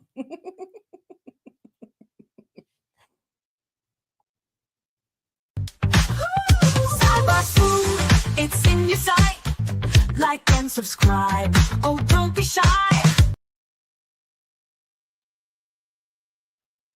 For the check or money order of $4 for the diploma, we mailed back to you. For the transcript, you have to go online and request it. Yeah, I tried requesting online and we never got them. And I've spent I don't know how many times doing that at $8 a piece, so I'm not willing to do that again. Why is that letting you request your transcript? What is it? It's not my system, it's your system, so don't ask me questions like that. Okay, but I need to establish the problem first before I can know how to like walk you through to get it. Are you by your computer? So I can walk you through on how to get it? I've gone through the process before. I worked with, I tried to work with Daniel Spite to see if he can get through the information. I don't know if he's with you guys anymore, but it just seems like the ball keeps getting dropped. Okay, I mean, it's pretty easy to request a transcript. That's what I thought too, and you just go to the it just hasn't come through. It doesn't come through like they don't send it. You request it. Okay, so we have a third party that processes it. It's called Credentials. Did you talk to Credentials? No. Oops, the penny's starting to drop.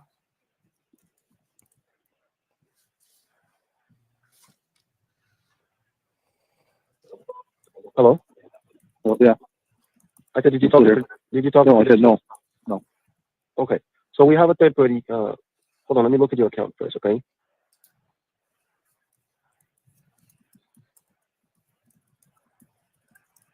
What is your ID number or social?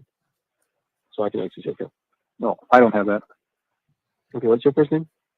Chandler, Chandler. Last name is Hald, as in David, Erson. That's the father. That's Bart calling him. Your last name is Han. Hal as in Larry, Derson.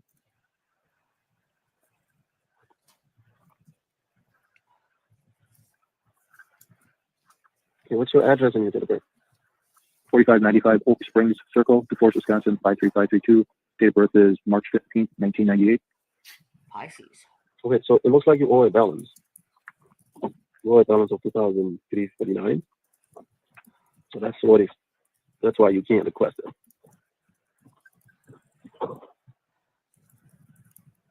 Hello? Yeah. Can I schedule a time to actually come in there and pay all that and resolve everything at one time? With the payment, yeah, the payment center is open. Yes, you can come in. Somebody will be there. You can make the payment. You can pay online too. They can lift the hold. You can talk to certain financials. They will lift the hold, and then you can request a transcript. How long can they do an unofficial transcript? Yes, if you have to pay the balance though. You have to pay the balance first.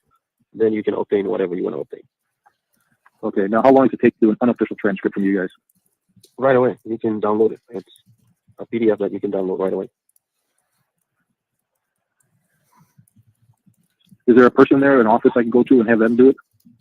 Yeah, someone can walk you through. They can show you how to obtain it.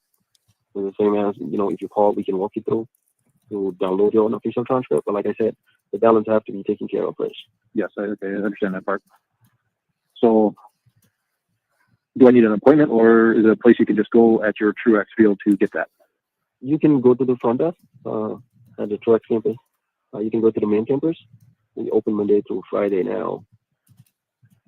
So you can work there, and then someone can help you, process the payment, call student financial to lift the hold, and then you can do or download your own official transcript. You said after the payment, you said to lift the hold. You said it's a process. So once you make the payment, they can lift the hold right in there. Like you can tell them, you want to request your transcript, so they will lift the hold right away. So you said I had to call somebody. No, or can they do it if I stop in there? Yeah, when you stop in, they'll do it for you. Okay. Now, if we've earned a certificate, say in that solar program, You said where does that get requested to? if you earned a certificate? Yeah. I don't see that you earned a certificate. There were no like.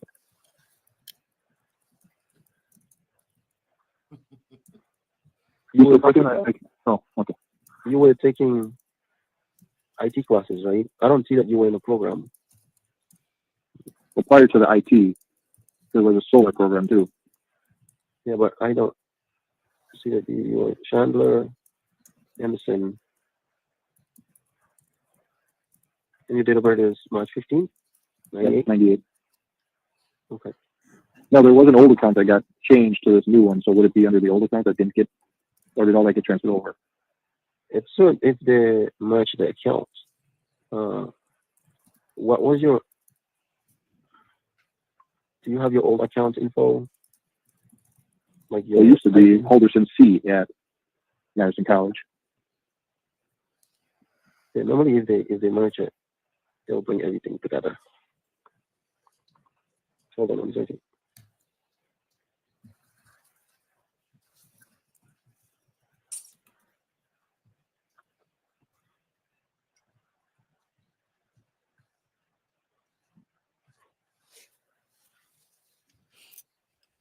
Okay, so the name that was on that account, what was the name of that was on that account? No, it's the same name, Chandler Halderson, or DC. It's Halderson C at Madison College, at EDU. Yeah, that's your username. That's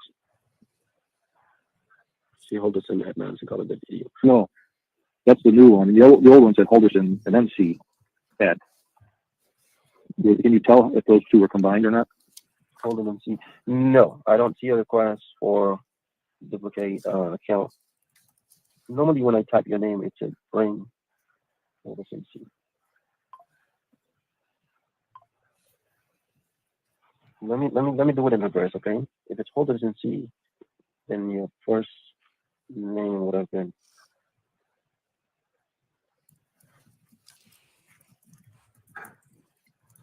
your first name is Chandler, Chandler. Yeah, man. Imagine how frustrating it would be as a parent. Halder.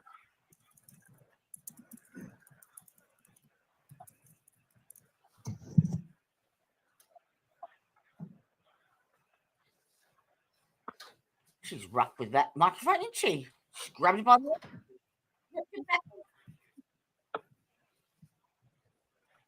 No. So when I look you up by name, if it has a duplicate account, it should bring all the names that are under that account. Now, if they canceled one, would that show up anymore, or once they cancel, would it be like expunged kind of? It will show up and then it will say deactivate. Okay. If you go to, we have a system that will show that a duplicate account was processed. Because the account I'm looking at, there was no How far back does that account go that you're looking at? Like when was the first class taken? Okay, if I can.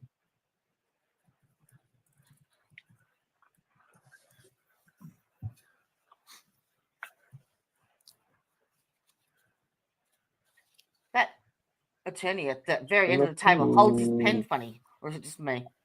18, spring of 2018. Oh, okay. So that does have all the history then. Yeah, but I don't see that you were admitted. I'm having a hard time hearing you. So I don't see that you were admitted in any program. So you said they were, the IT degrees in there, right? No, those are just classes. Like it's a general education classes and then the IT classes. You might have just took the classes but not be in the program. You have the solar. You took a solar class, physics, trigonometry, leadership of an art, general chemistry. Yep, you took some solar classes, like I said.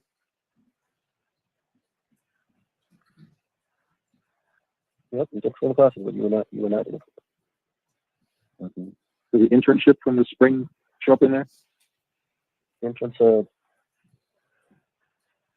from the spring of what year? I think about. Oh, this year, 2021. Or winter. Yeah, you do spring. Oh, No. Maybe. There's membership in there? Yes, He if holds you, his if pen the funny. internship is part of the curriculum, yes.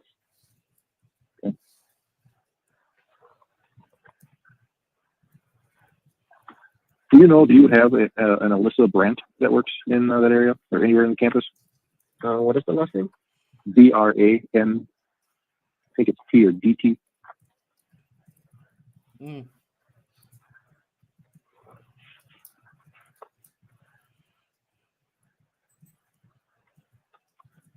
Mhm. You said the first name is Alyssa? Alyssa, yeah, ALYSSA. No. All the branch, there's no Alyssa with all the last name that I put.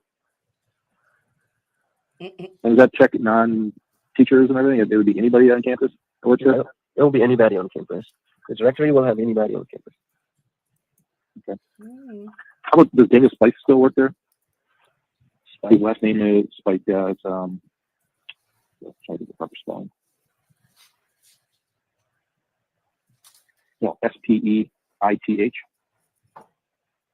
He said SPEITH. ITH. No, it's not showing up. What about Aaron? Okay, that should do it then. Okay, thank you for your help. Right, welcome. Uh-oh. No further questions. Cross-examination? No, thank you. Thank you, sir. You are excused and released from your subpoena. Thank you very much for your time. Jury, the break will occur at this point in time. I was hoping to go longer into the noon hour because I'm supposed to go to a judge's meeting, but that didn't work out. So I will make that meeting and we'll take an hour break for the lunch. And obviously, as I told you before excusing you, follow the admonishment as to contact. Thank you.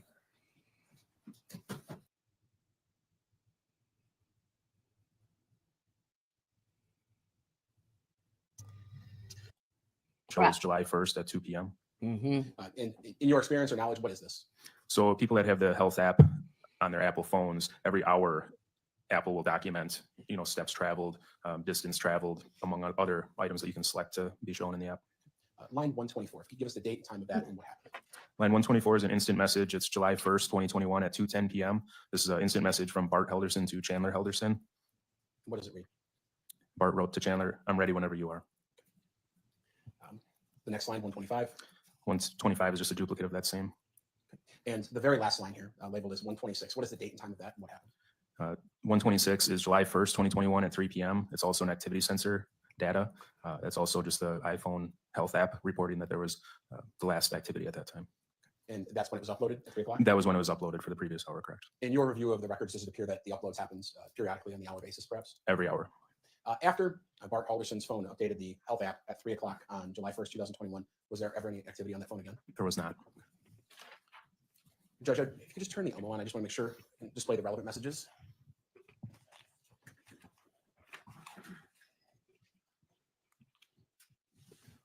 And so again, we're looking at exhibit number 498, and we're going to start here. Is this that phone call to Mr. Job that you were talking about? Yes, it is. And so we have the date, time, June 29, 2021, and then the duration of the call.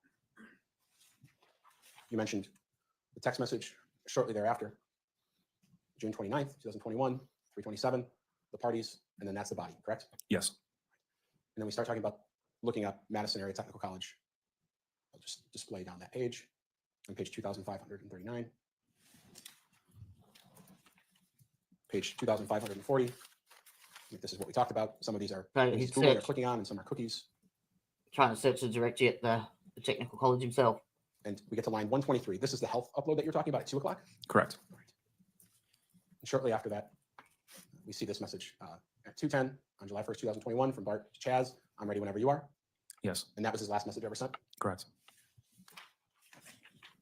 And then just as we saw at 2, at 3 o'clock, we see another health upload. Yes. And then the page goes blank. That was the last one.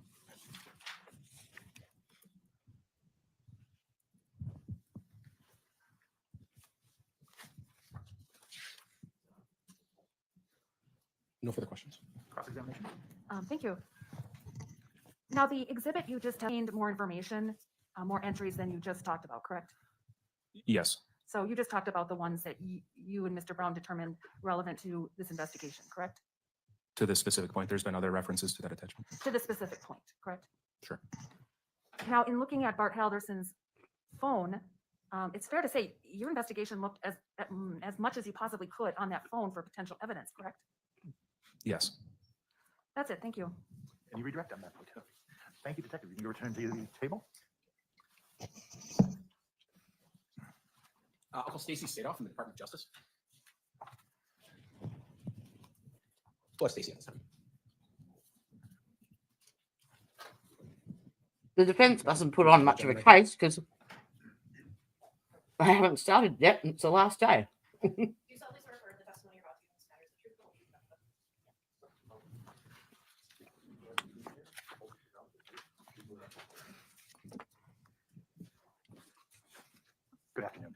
If you believe you can safely and responsibly testify without a mask, that would be our preference. Sure. Thank you so much. And as you discovered, the chair doesn't move, it's bolted to the floor, but the microphone can come closer if you need that. Okay. Go ahead now. Good afternoon. Could you please spell your name for the record? Stacy Sadoff, STACEY, And Are you still here, Elizabeth? I'm a digital forensics examiner with who? with Wisconsin Department of Justice. What does a digital forensics examiner do?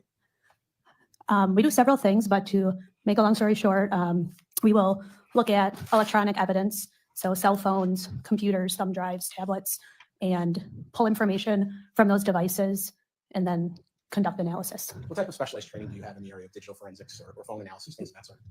Yes, so I have done training through multiple softwares, digital forensic software specifically, that I've done on and off since I started in 2013. I'm showing it's been marked in this case, exhibit number 466. Is that your CV? Yes. All right, I'll move 466 in that. Objection. It is received. Were you asked to become involved in the case of Mr. Chandler Halderson and the homicides of Bart and Krista Halderson? Yes. What types of things did you do in the investigation? So in this investigation, I was asked to do cell phone extractions. Sure.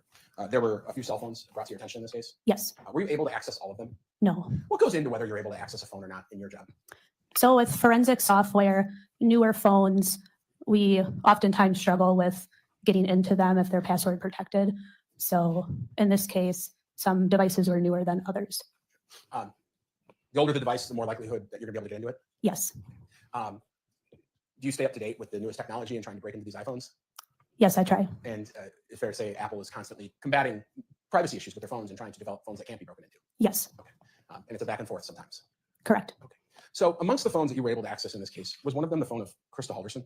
Yes. So I'm showing you what's been received into evidence as exhibit number 385. And what does that appear to be? One of the phones that was submitted. All right. And that has a sticker on it, in fact, indicating that you looked at it or someone in your department. Yes. And I'm showing you what's been marked and received in evidence is 387. Found with this phone, what does that appear to be? Driver's license Of who? of Krista Ray Halderson. So with Krista's phone, were you able to perform any sort of extraction? Yes. Okay. And you place that on some, it's transferred electronically, essentially, to prosecutors and defense attorneys and things of that sort? Yes. Okay. Just showing you 374. Does that seem to be labeled the extraction of Krista's phone? Yes. Okay. I will move 374 into evidence. Any objection? No objection. It is received. In this case in particular, as you extracted the phone, did you provide that data back to the detectives who were working on the case? Yes. Sometimes you review all that data yourself and look for things? Correct. But in this case, a good deal of that work was done by the detectives. Yes. Another phone I'm going to ask you about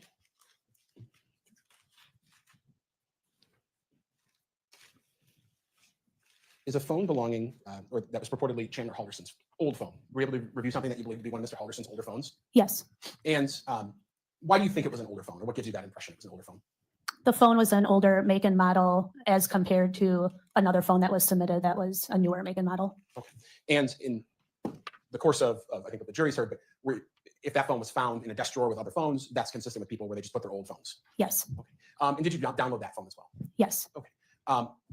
Particularly, I ask you, when you download a phone and when you develop information related to those phones, are you able to see what the passwords are? Sometimes. In this case, were you able to see what Krista Halderson's password was? Yes. And were you able to see what Chandler Halderson's old iPhone password was, the phone that was found in his room? Yes. And what were they? I don't recall the number off the top of my head, but they were the same. They were the same password? Yes. And for the record, does this appear to be that phone? The record. Old Chandler Halderson phone? Yes. And that's your That'd be a wife's good on it? podcast name. Yes. Yes.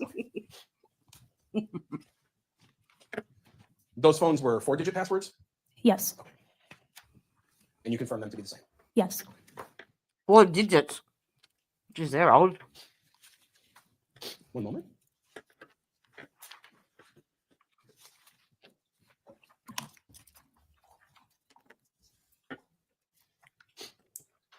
I bet you. If Elizabeth and I were to choose Show me what's been marked. 4-digit PIN number, we'd choose the same thing. In this case, as exhibit number 467, page through that, let me know what we're looking at. My forensic examination report. And what kind of information, and which phone is that for? This is for all of them. Okay. And what information is contained in that report? The 3 evidence items that were submitted, so it will give information on, for example, phone, make, model, IMEI number, phone number, what kind of extraction was conducted. Sure. And in this document, can you show us where the breakdown is between the different phones? You said it's all of them?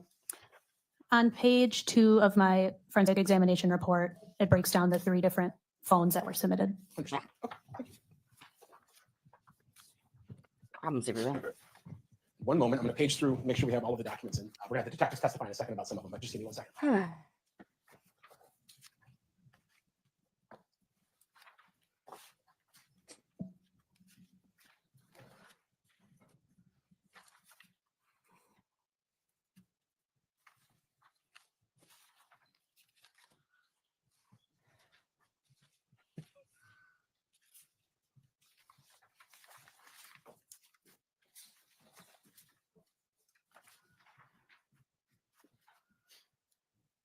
And just referencing again, 267, regarding the passcode, would it help to look at this report to remember what it was? Yes, You looked at a lot of data, didn't you? I did. Okay. So if we're looking at page, on exhibit 467, starting with the iPhone 6 that we've identified as the phone found in Mr. Halderson's room, it's on page 4,933. Be able to determine passcode there? Yes, And what is that? 2568.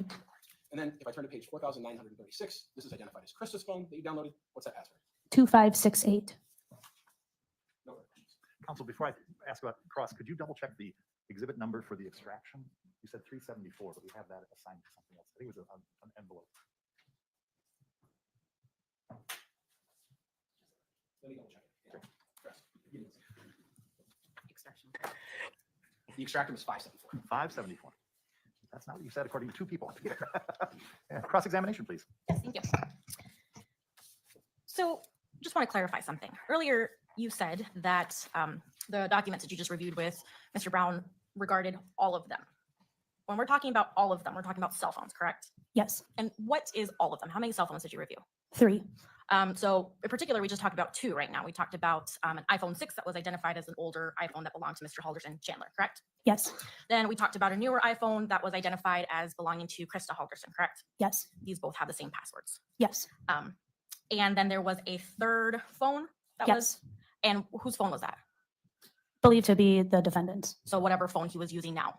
or Correct. You believe he's using now. Yes, And those were the only phones that you were asked to extract data from. yes. Out of curiosity, how many phones have you extracted data from? Just a rough number, in general, not just in this case. Okay. I would estimate between 500 to 1,000. A lot of phones. Yes, And you said that sometimes you can get a full extraction from phones and sometimes you cannot, correct? correct. I believe that has nothing to do with, or it might, but for the most part, it just has to do with whether a phone is newer or older, yes? Yes, Newer phones have more protection, more safety components, yes? correct. And they're protected by passwords, yes? Correct. Now with the passwords, sometimes you're able to get the password on this extraction from the phone and sometimes you're not, correct? Correct. And you may not have the right answer for this. I don't think there's a right answer, but out of curiosity, how many times do you think people use birth dates as passwords? I would say more common than a random number. How many times have you ever seen the password as 1111? Oh, really? If I had to estimate, maybe 15%-ish of the time. It's up Wow. there, yeah? No further questions, thank you. Redirect? The phone you were not able to access, what model was that? What model? Yeah. It was an iPhone. I don't recall the specific model. Was it newer than the other ones? Yes, And I think, is that the one you believe to be Mr. Halderson's phone? yes, Using whatever technology you have and whatever password breaking software you have, were you able to make that phone? no. No further questions. May this witness be excused Yes. and released? Yeah. Thank you so much for your time. Have a good rest of your day. Thank you. 1 second, please. Folks, we're going to take a recess at this point in time so that I can address something. Randy, go ahead. All right, for the jury.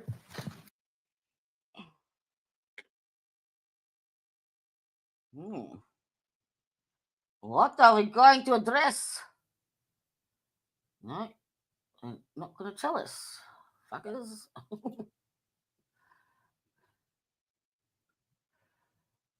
Court is in a break. In a break.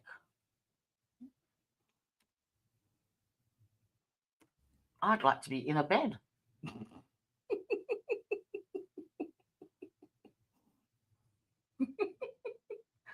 Come on. Yes, it is. All right. And in blue, we're going to see Chandler. That's correct. So we're going to start essentially 7 days prior, or around 8 days prior to when we're talking about everything happening. So on June 23rd, 2021, just to get us used to what this looks like, could you tell us what Krista says to Chandler? Good night, Chandler. Love you. Mr. Halderson responds essentially good night. And then this email or this text message. I'm going to read it. Let me know if this is correct. HR rep and me are having to attend a board meeting online this afternoon. Our meeting will be online around lunch. I do not have to leave. Sent on June 24th, 2021. That's correct. Mrs. Halderson responds, and can you see that? Yes, I can. All right, could you read that for us? Have Dad coach you and have in the wings to help you. Please let him support you, or I will come home so I can. Okay. June 24th, Mr. Halderson responds, sounds good. He's here saving Krista's phone as Chaz. That's correct. Okay.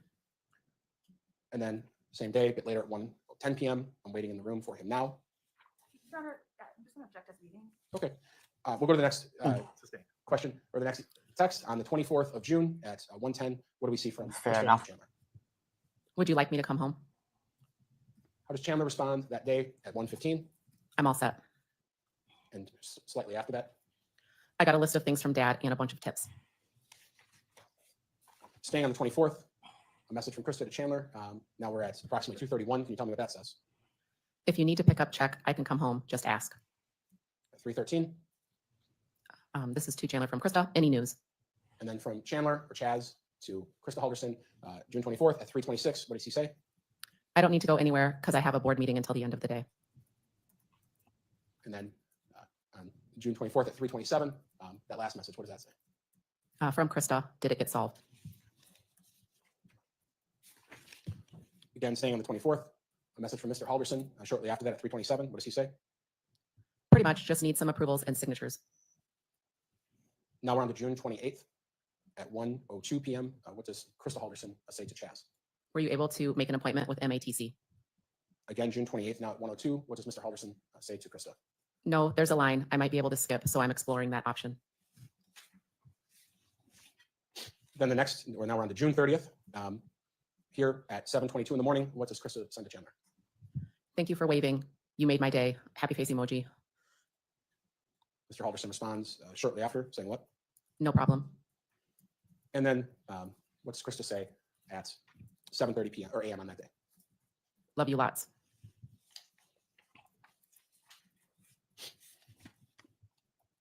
On the 30th, message from Krista to Chandler Come see us when you are done. at 5:19 p.m. That's correct. Mr. Halderson responds with what? Okay. Now on to July 1st, 2021, a message from Krista to Chandler at 1:38 p.m. What does that say? Hope things are going well. Thinking about you. Happy face emoji. On July 1st, 2021 at 2:34, how does Mr. Halderson respond? Going well. Thanks. And what does Krista respond at 2:34 on that day? With a happy face emoji. At 3:19 p.m. on July 1st, 2021, what does Chandler text his mother? Dad's phone died. Text or call me. Shortly after, another message. Yeah, from Chandler to Krista. And get soda on your way home. I have an extra hour of work. And Krista responds, Okay, I can. Happy face emoji. and that's at 3:22 on July 1st, correct? That's correct. On July 4th, there's no messages. Well, on July 4th will be the next message we'll look at. There's a message from Chandler to Krista on the 4th of July at 11:02 a.m. What does that read? Hoping this goes through. I bet there's a lot of people up there. Shortly after, he sends another message. What does that say? Making it hard to message. And on July 4th, shortly after that, at 11:04 a.m. So the last message from we just looked at was 11:03 and 7 seconds. That's correct. At 11:04 and 23 seconds, Krista Halderson's phone texts Chandler's phone. What does that say? Made it safely. Can't get anything through. And yes, it's packed. Going to White Lake today for the parade. I will be home Monday night, Tuesday early. Love you lots. The use of the last phrase, love you lots with exclamation points, that had occurred at other times in the messages with Krista and Chandler. Yes, it had. That was a phrase she used. It appeared so, yes.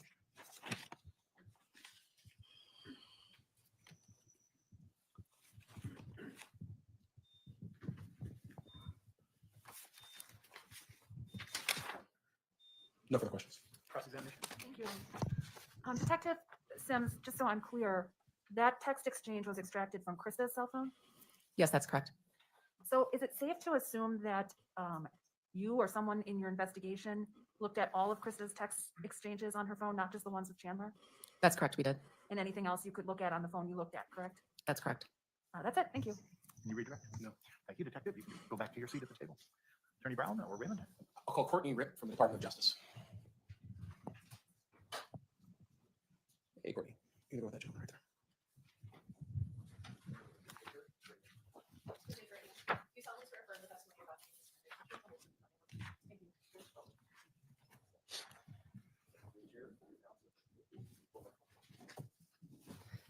Good afternoon. If you believe you can safely and responsibly testify without a mask, that would be our preference if you're comfortable with that. I'm not able to at this time. Very good. Then go ahead and pull the microphone a lot closer. Okay. And you can even tilt it up closer to the direction of your mouth, and we'll make sure that we can hear you. Thank you. Okay. Go right ahead. Could you please spell your name for me? Courtney Ripp, COURTNEY RIPP. And what do you do for a living? I am a criminal analyst for the Wisconsin Department of Justice. What do you do in that job? As part of my job, I take in copies of original records and make them into visual displays. And that can look like chronological reports, timelines, or cell phone tower maps.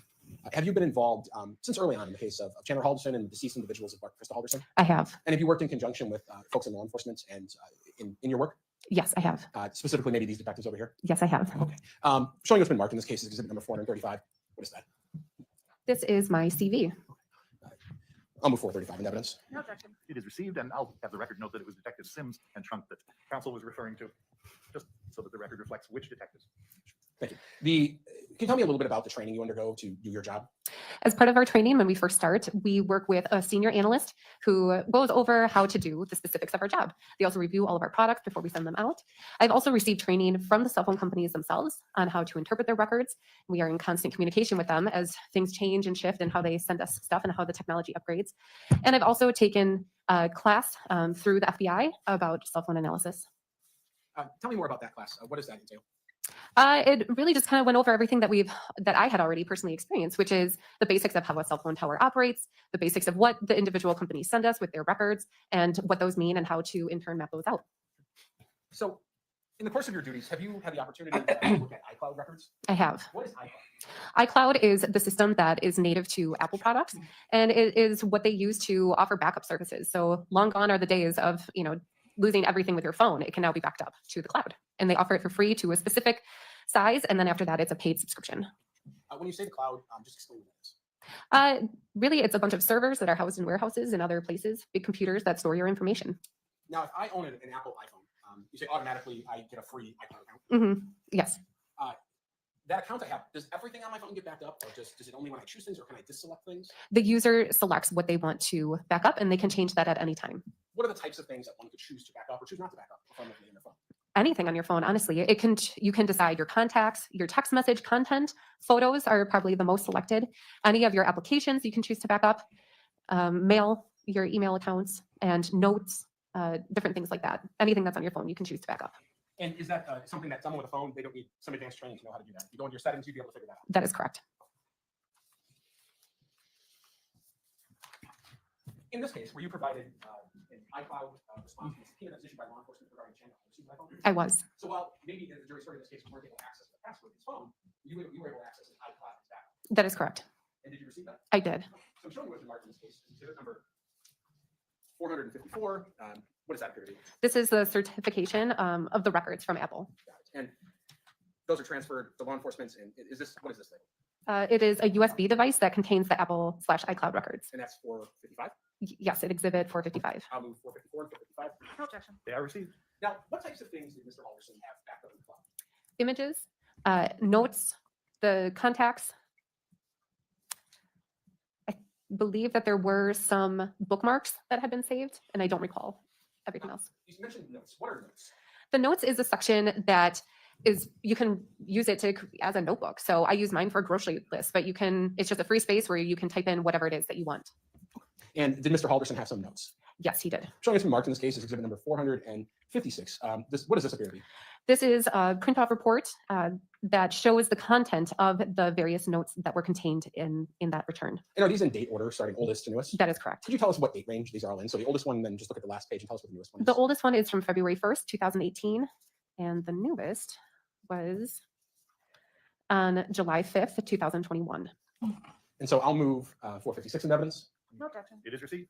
There are quite a few notes here, right? There are. Would you agree that the majority of those are mundane things like lists of things and links and jokes and things of that sort? That is correct. Okay. In the course of the investigation, some of those have become more relevant than others? Yes, they have. Okay. And for instance, there's one highlighted on the first page, which in the actual page numbers is page 3174. Could you just read from left to right kind of what you're seeing there and then tell us what that note was?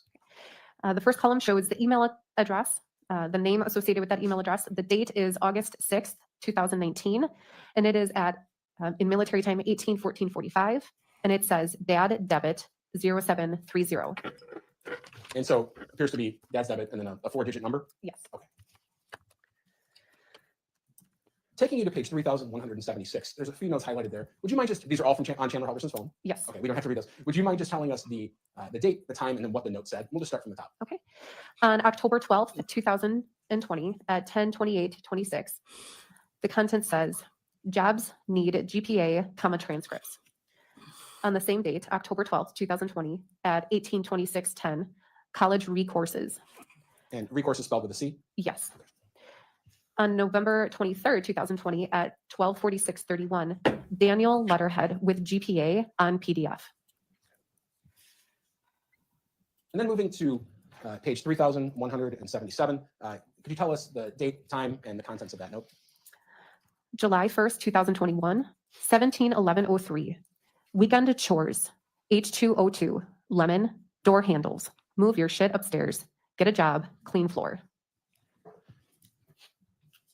These notes are in fairly small print? They are. Okay. I'm showing what's been marked as exhibit number 458. Have you seen that before? I have. And what is that? That is the last note that I read, just listed out. And just read that again if you could, the contents of the note. Weekend chores, H2O2 lemon, door handles, move your shit upstairs, get a job, clean floor. Understood. And I'll take that back from you. In military time, this is listed as 1711. Yes. So in our time, or what we're looking at, most people conventionally use 511. Yes.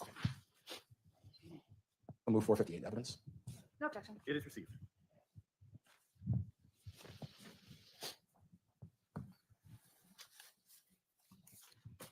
In this case, you were also asked to look at Google records obtained and certified by the Google Corporation, correct? That is correct. Okay. And did you obtain those for date range starting sometime before the 1st, but all the way through the arrest of Mr. Halderson on the 8th? That is correct. Showing what's been marked in this case is exhibit number 442, all the way through the last ones, 459 or 449. Those appear to be the Google activity for chandlerhalderson@gmail.com. It is. And is that from the 1st all the way through the 8th?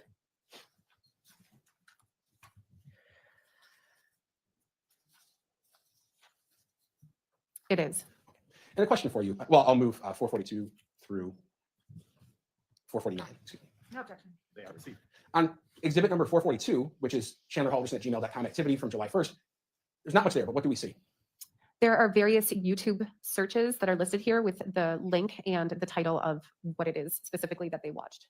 YouTube is a company owned by Google? That is correct. Okay. So if someone goes on YouTube and watches something, that would log into their Google account associated with their email? That is correct. Okay.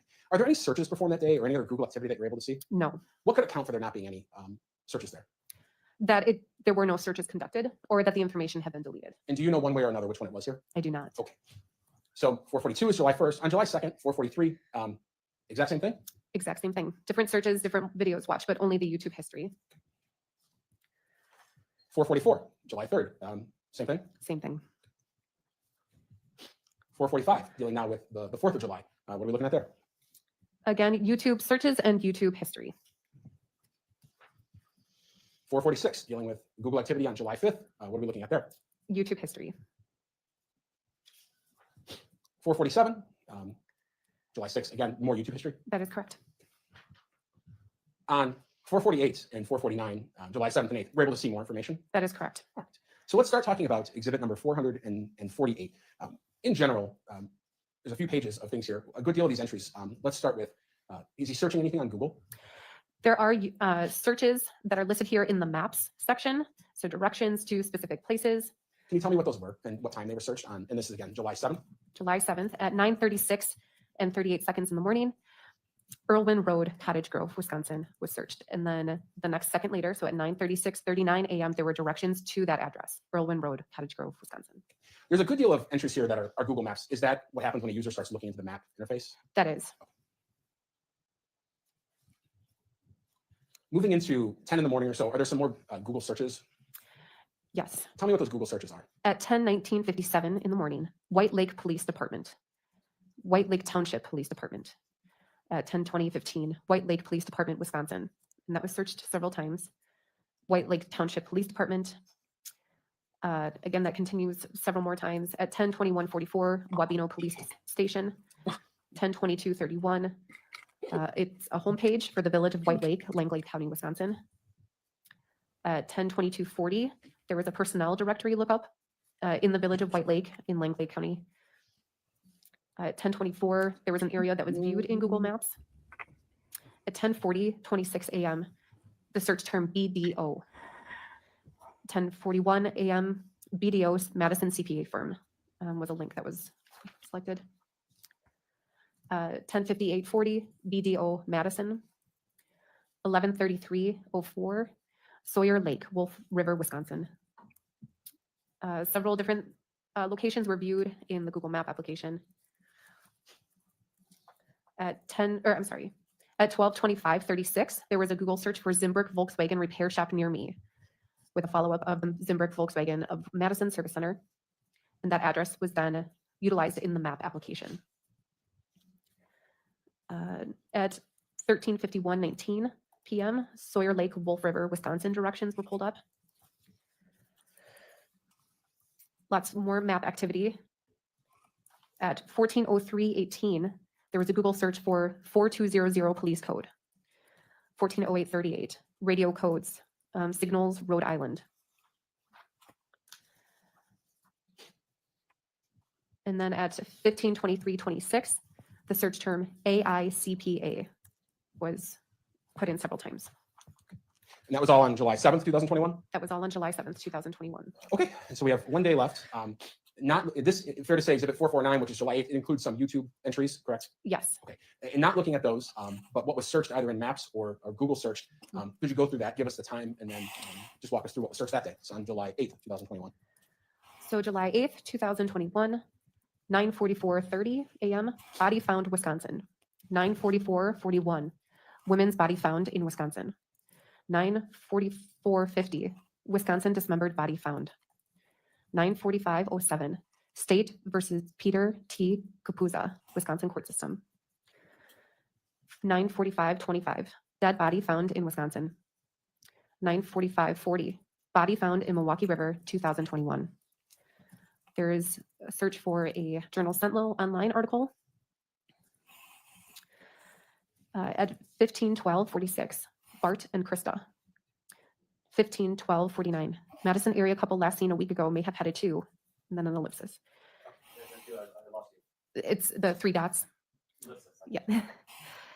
At 15:12:54, Madison area couple last seen a week ago may have, and then it cuts off. These seem to be all links that were related to the search. 15:13:48. They got picked up and left with another couple. Son not sure. 15:13:51. They got picked up and left with another couple. 15:15:01. Update. Dane County authorities need help searching for missing.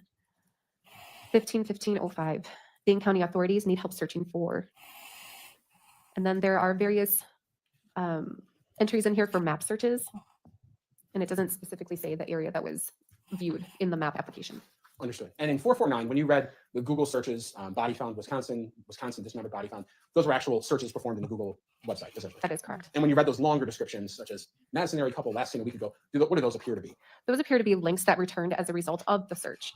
So in this particular instance, the Google search itself was Bart and Krista, and then the ones that followed were links that were clicked on related to that search. Sure. Judge, I would move to publish 449 just to display that.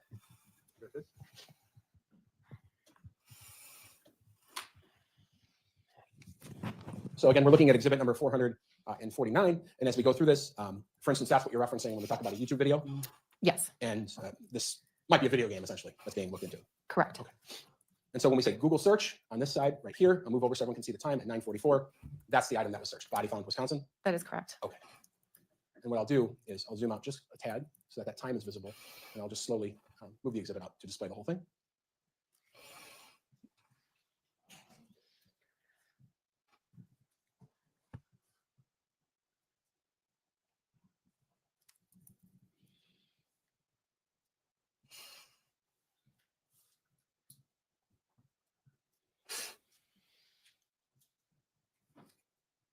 And so as we get down to the bottom, these are the links that Mr. Halderson or his Google account clicked on? That is correct. You can see after the google.com / it changes from search to the URL. Understood. Which differentiates from the actual Google search for something like body found Wisconsin, which is /search and then the query. Correct. I'm going to draw your attention to one of the searches or one of the links, which is the state versus Peter Capuzza. Did you in fact go and find what that was, that link that was clicked on? I did. In general, what was that? It was the court case involving a man who was accused of murdering and dismembering a female relative of his and the way he dealt with the remains. Okay. And there were some legal issues. Instruction manual. We're not going to talk about the legal issues, but I'm showing you exhibit 357. Is that the Court of Appeals decision that was clicked on in that link after Mr. Halderson looked into state versus Peter Capuzza? It is. I'll move 457 into evidence. No objection. 457? Yes. It is received. This legal decision is many pages long. However, I would ask the witness, if it's okay with you, Judge, to read simply the first paragraph starting with the description of the judge who wrote the decision, just that entire first paragraph, and stopping at where it says background. Is it from the opinion or is it the editorial summary? It appears to be the editorial summary at the top. Any objection? No objection. Okay, make me ready. And so I'll have you start with the name Peter Capuzza and read from that point forward. You do not, I think it's okay if you do not read the statutory numerical sections. Thank you. That'd be hard to understand.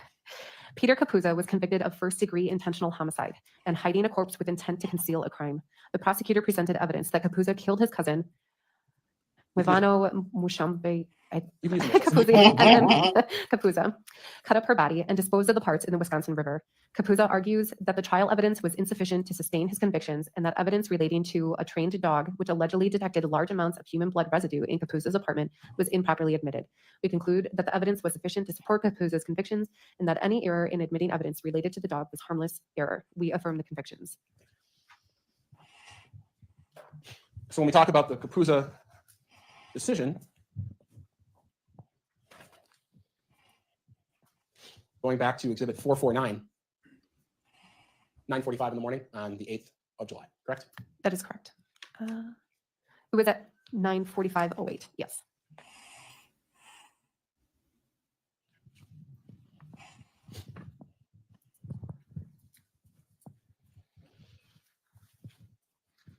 Now, in this case, I think you started, we asked you what you did for a living, and you mentioned that part of your job is mapping and timelines and things of that sort. That is correct. We talk about mapping, we talk about cell phone mapping. That is correct. Is that something you regularly do in your job? It is probably the most common thing that we do. In cell phone mapping, you're concerned with tower records, cell phone tower records? Yes. Talk to me about how cell phone towers work. Typically, there are 3 sides to a tower, and the side of the tower that's used is going to be the strongest tower that the phone chooses to be able to support a communication. So when we get phone company records back, it gives us a side of the tower that was used that gives us directionality for possible travel and things like that. They typically keep records, the cell phone companies typically keep records for their own business purposes, who people are communicating with, the times that are used, how long the communications last, and they keep all of that so they can provide better support to their customers. The tower ranges typically for 3 to 5 miles, but it can cover as far as up to 10 miles, depending on the area, what the population is, what the needs are of their consumers. So in more urban areas, you're going to have less coverage, but you're going to have many more towers. Than in rural areas, you're going to have fewer towers that have much larger coverage areas.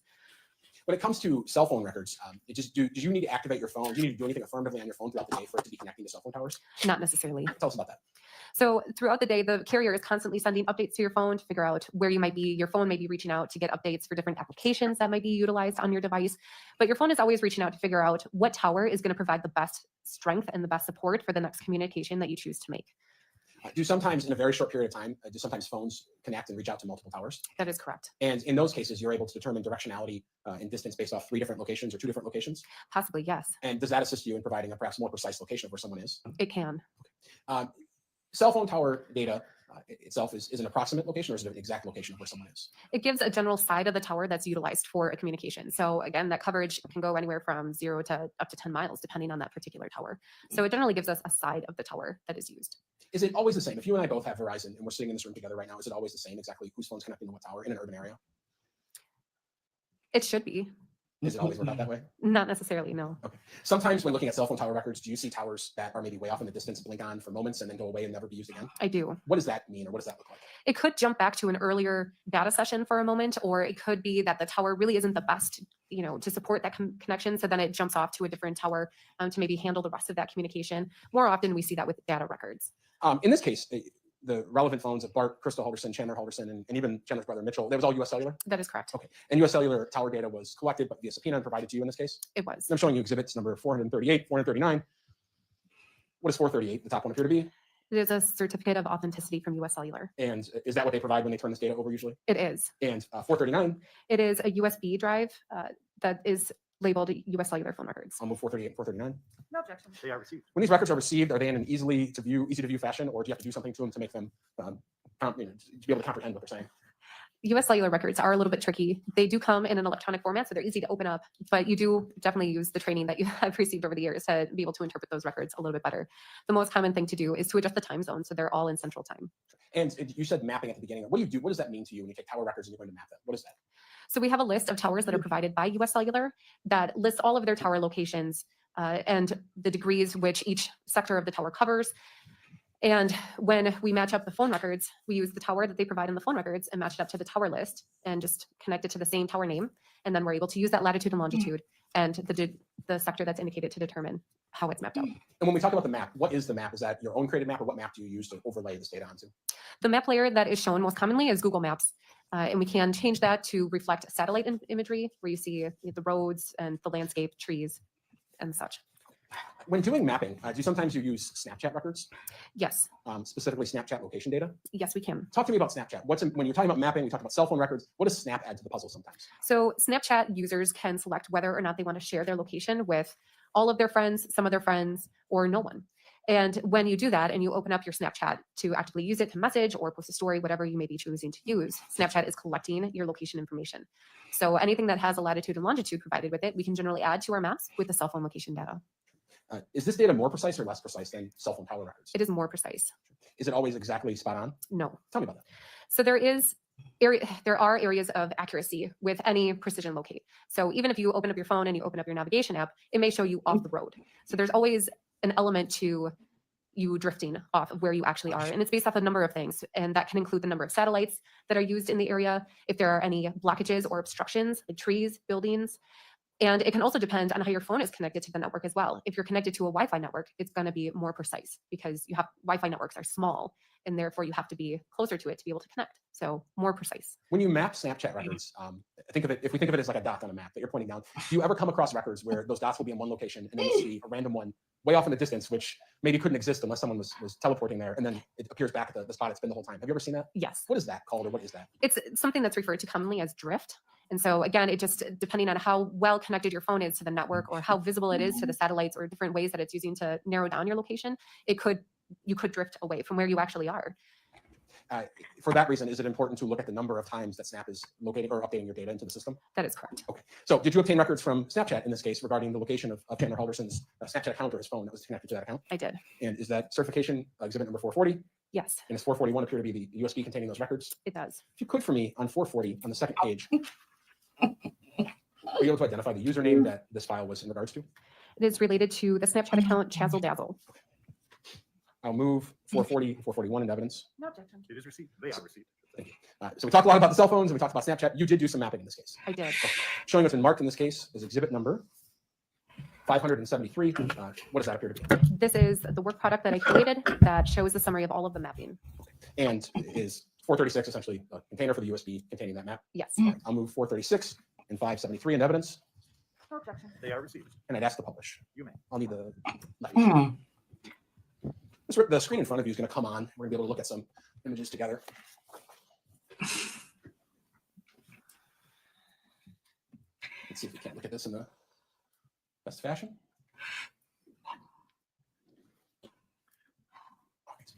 So let's just talk about this first page. What are we looking at there? This is just my introductory slide that shows a list of all of the telephone numbers that I reviewed.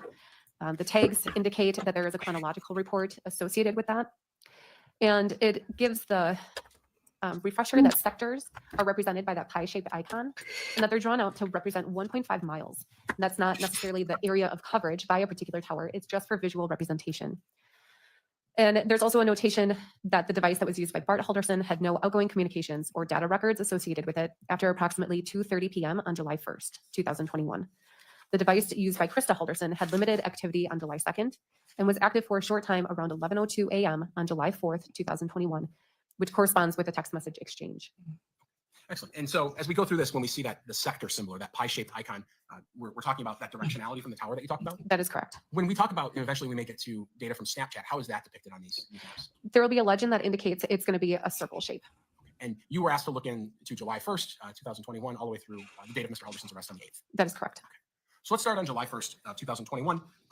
We'll walk through this slide if we could. What are we looking at there? You can see the legend on the left-hand side indicates the colors associated with each individual's phone records. This shows all 3 phones for the duration of July 1st. You can see that the red and the green sectors representing Bart and Chandler, and the small circles, they're kind of clustered together near the icon for the residents. Those all seem to stay somewhat stationary, but you can see that the purple sectors travel down to the Madison area between the residents and the Madison area.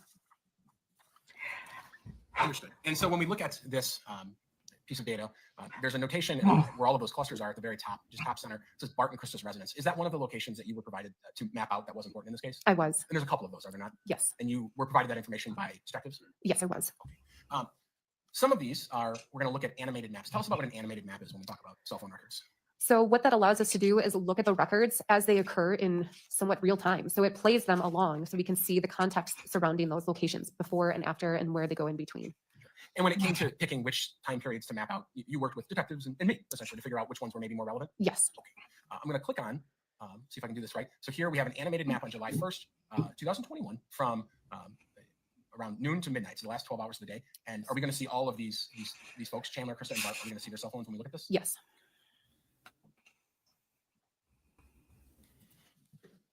Because it's the first one we're looking at, I'm just going to ask you a couple questions. That purplish color at the bottom, is that Krista Halderson? That is. And the green, is that Chandler Halderson? It is. And here he's near his residence, essentially. Yes. Okay. And the red that showed up, that was Bart's device.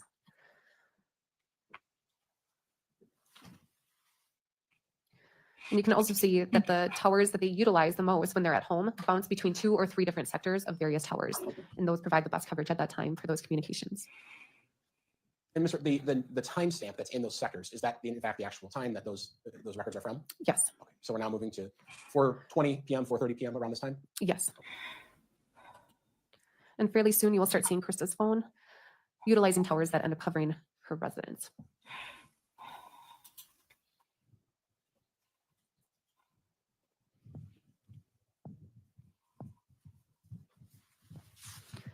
And again, you can consistently see that the Snapchat locations and the cell phone tower usage is consistent with the devices being at the residence.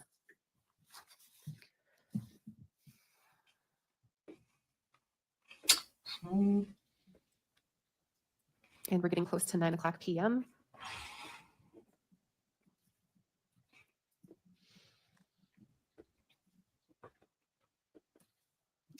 And 10 o'clock.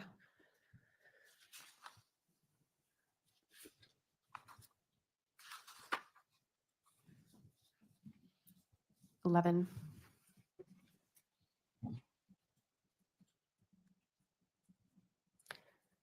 And that was the last location. Going to the next map, we're still on July 1st, 2021. What are we looking at here? Because that first map showed all 3 phones for the same time frame, I split them out. So here we can see a little bit closer a view of Chandler's location records, whether they're the Snapchat, which you can see a little bit clearer as the small circles, and the green sectors. When you talk about the Snapchat circles, it's our first time maybe getting a closer look at them. Are they just underneath the little icon for Bart and Krista's residence? Yes, they are. And there's a cluster there. Yes. Okay. And so is this Chandler throughout the day? It is. So it shows consistent data session tower coverage from about 12:29 a.m. through 11:17 p.m. There are a few calls that took place, including an incoming call from Krista at 3:19:39 p.m. Going to the next slide, we're still on July 1st. I think you said you were going to separate folks out. Is this Bart? This is Bart. All right. And what's notable about the slide, or what can you tell us? So as it was summarized on the first slide that I read over, there is no cellular activity related to this phone number or this device after 2:32 p.m. I'm actually getting cramps. Otherwise, it shows consistent usage throughout the morning into the early afternoon, with data sessions starting as early as 12:40 a.m. And And you can see that there were 3 phone calls that utilized these towers.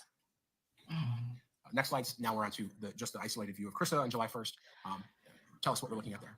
This one shows very clearly the 45 movement of the minutes left. phone down to the near east side of Does Madison. From the the defense not put on anything, because we're still on the state's case? Like,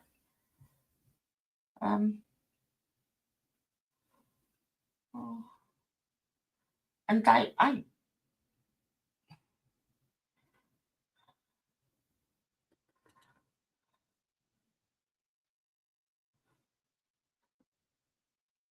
so this had closing arguments in it.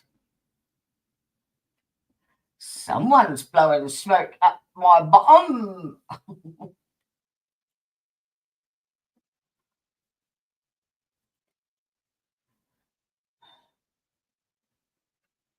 And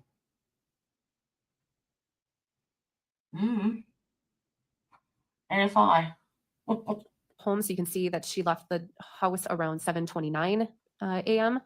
and arrived approximately 10-ish minutes later, starting to utilize some of those towers off of Highway 151. And you can see that that tower was consistently utilized until 4:56 p.m.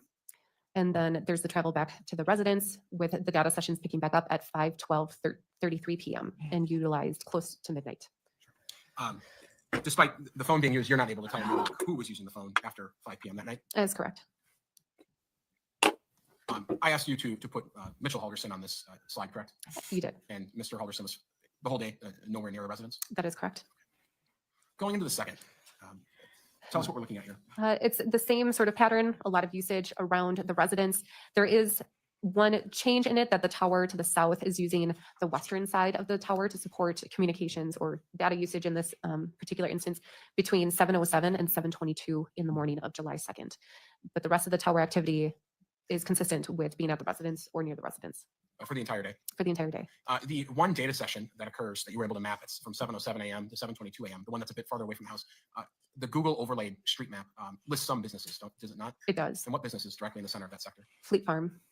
I don't think they had a day 9 down, but I'll have a look. Again, sticking with July 2nd, what are we looking at there? This is the activity for Krista's phone on July 2nd. You can see that there are no longer data sessions related to that device after 6:41 in the morning. Oh, Same question, you're not able to tell who's using the device at that time? That is correct. Some questions before I asked you to just throw Mitchell Halderson's location on there. Again, he's in the Verona area. I just went on to my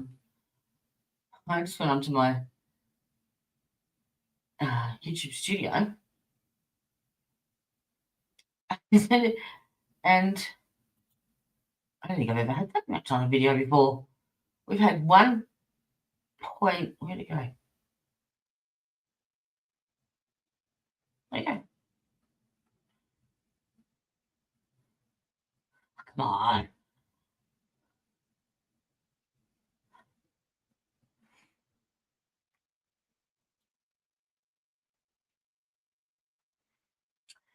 $1.7K people watch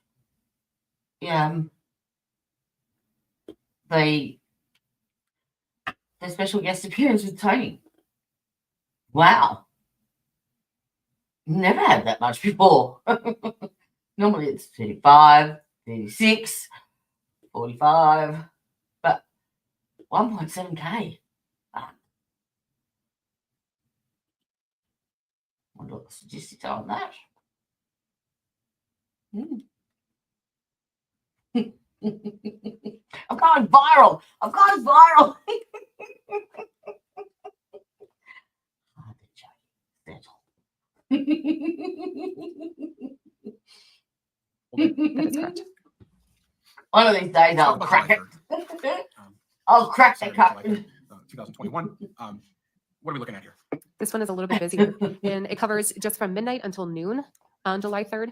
And the way that this kind of plays out is that there's a lot of activity around the home until about shortly after, or shortly about 9 o'clock in the morning. And then the phone travels down along the lake near Madison, heads up northwest. And there are some data sessions around that area that has a box surrounding it. And that is activity that occurred from 8:26 a.m. till 9:02 a.m. Then as you follow that around to the north, there is a tower that's utilized across the river, very towards the top of the map, that's utilized for a phone call. Okay. And then You're gonna be excited for nothing. Have a look at this.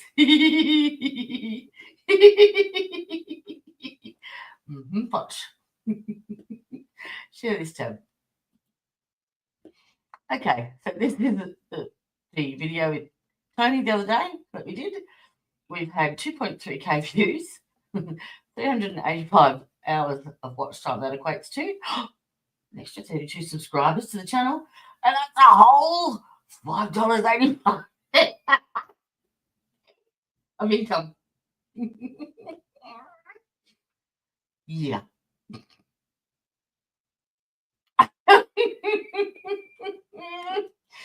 Yep. Yeah, you don't do it for the money. you can see it shifts back down to tower 550101, and that Okay. that one's utilized for the next call. Ah. And then you can see that the phone then travels back to the residence. That's bizarre. And then heads actually down to the Madison area Anywho. from 10:35 until 11:51 a.m. So it's kind of Maybe I'll a run big that as a circle. slip stream after this, eh? And we're going to look at this map a little bit further. But here we only see Chandler and Chandler's Snapchat. Was there any activity from Krista Halderson or Bart Halderson's phone that day? No. And nothing would appear on this map? No.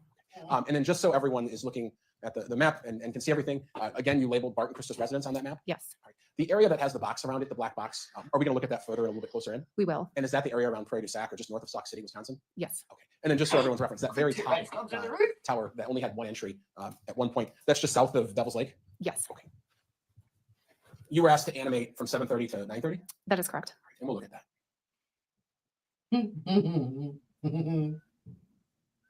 So again, this just shows kind of in real time what these records look like to give more context, and it's probably easier to understand than listening to me try to describe it.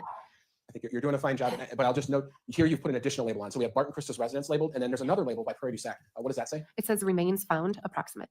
And was that the location given to you by detectives? It was. Yep. What is different on this animation versus the static map will be the arcs that are drawn out away from the sector.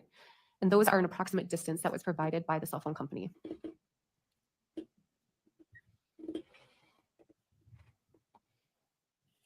You see the difference though in having no competition? So no one else was doing a video like that. Whereas when you follow the trial, everyone is streaming the exact same content, and the competition, there is no competition for me. Like you're dealing with people with 300,000 plus subs or more.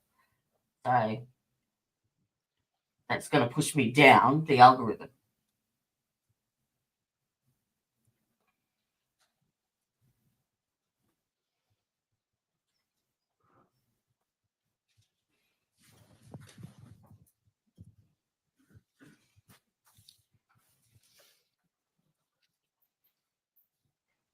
In dealing with this day, still on Saturday, July 3rd, that location far to the left in which it appeared that Mr. Halderson's phone moved and stayed for a good period of time in the morning. Did you do some closer up imaging of the tower records as it relates to that location? I did. Okay. And tell us what we're looking at here. So this map shows the towers that cover that particular area and were used by the device. You can see that there's pretty consistent usage from approximately 8:26 a.m. through 9:02:38 a.m. And you can also see that there is an arrow pointing near the red icon, and there are some there's a very small dot in there that is a Snapchat location, and there are 2 entries for that particular location. And you mapped that and took out the cell phone data so you could see that more clearly? I did. And is that what we're looking at in this slide? It is. And if we look at the very bottom of the screen, is that the location where you've been indicated by detectives to place the remains found? It is. Again, staying with July 3rd, so again, we're still on Saturday, July 3rd. This is the other half of the day, the afternoon into the evening? It is. What are we looking at here? This map shows the device traveled up to the Portage, Wisconsin area on the evening of July 3rd. So around shortly after 10:15, the device started traveling north, utilizing towers along the way, and stayed in the Portage area from approximately 10:37 p.m. to 11:03 p.m. And then it returned back to the area of the residence closer to 11:24 p.m. And you animated this as well? I did. All right, let's take a look at that. From 10:30 to 11:30? Yes.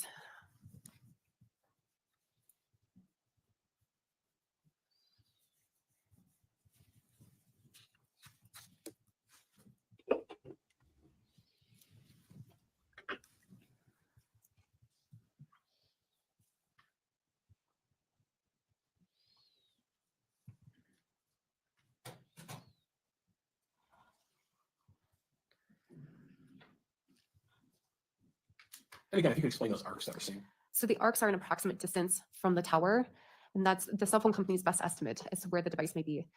And they give it to us in miles and segments thereof. And so when you have more of them intersecting at a particular location, that gives more credence to their accuracy of that particular distance from the tower. And so you can see as it gets closer to the tower, you can see the lines get closer within the green sector. As the device tends to move away, you can see them expanding out away from the tower, which again, it just gives a little bit more directionality.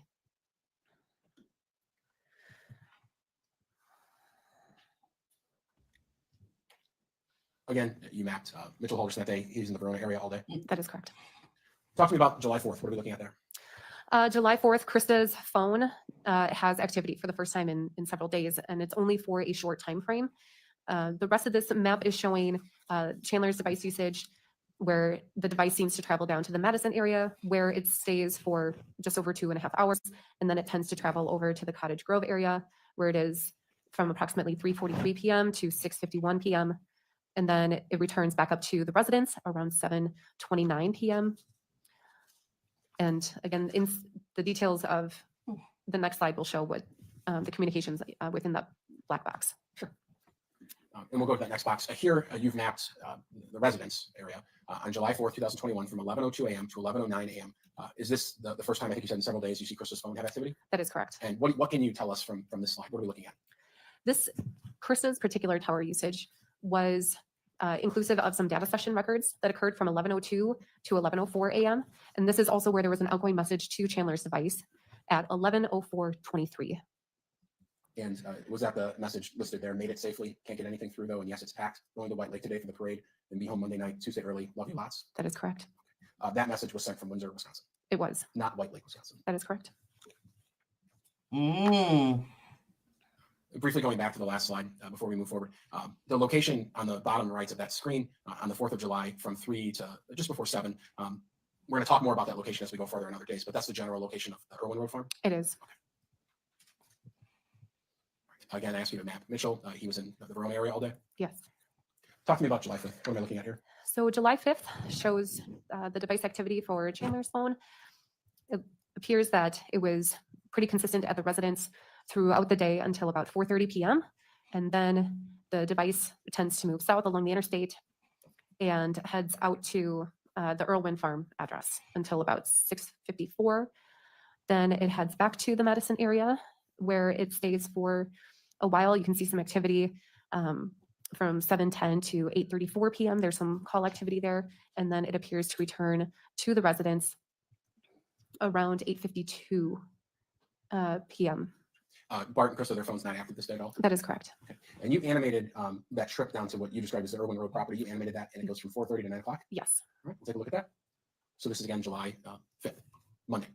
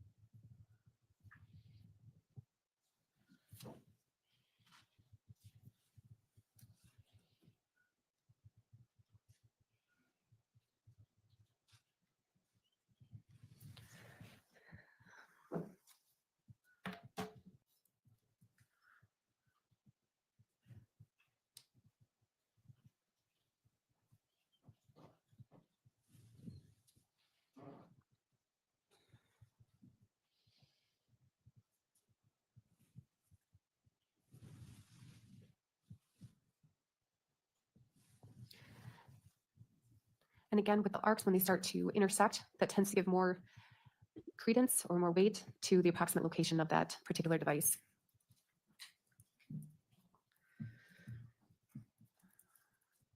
In case anyone's having trouble seeing, would you mind telling us about the time right now? It is about 6:30.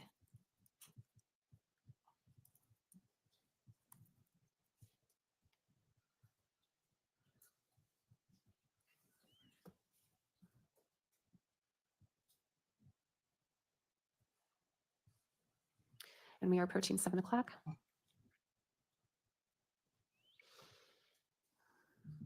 And you can see the device is starting to head away from that Cottage Grove area.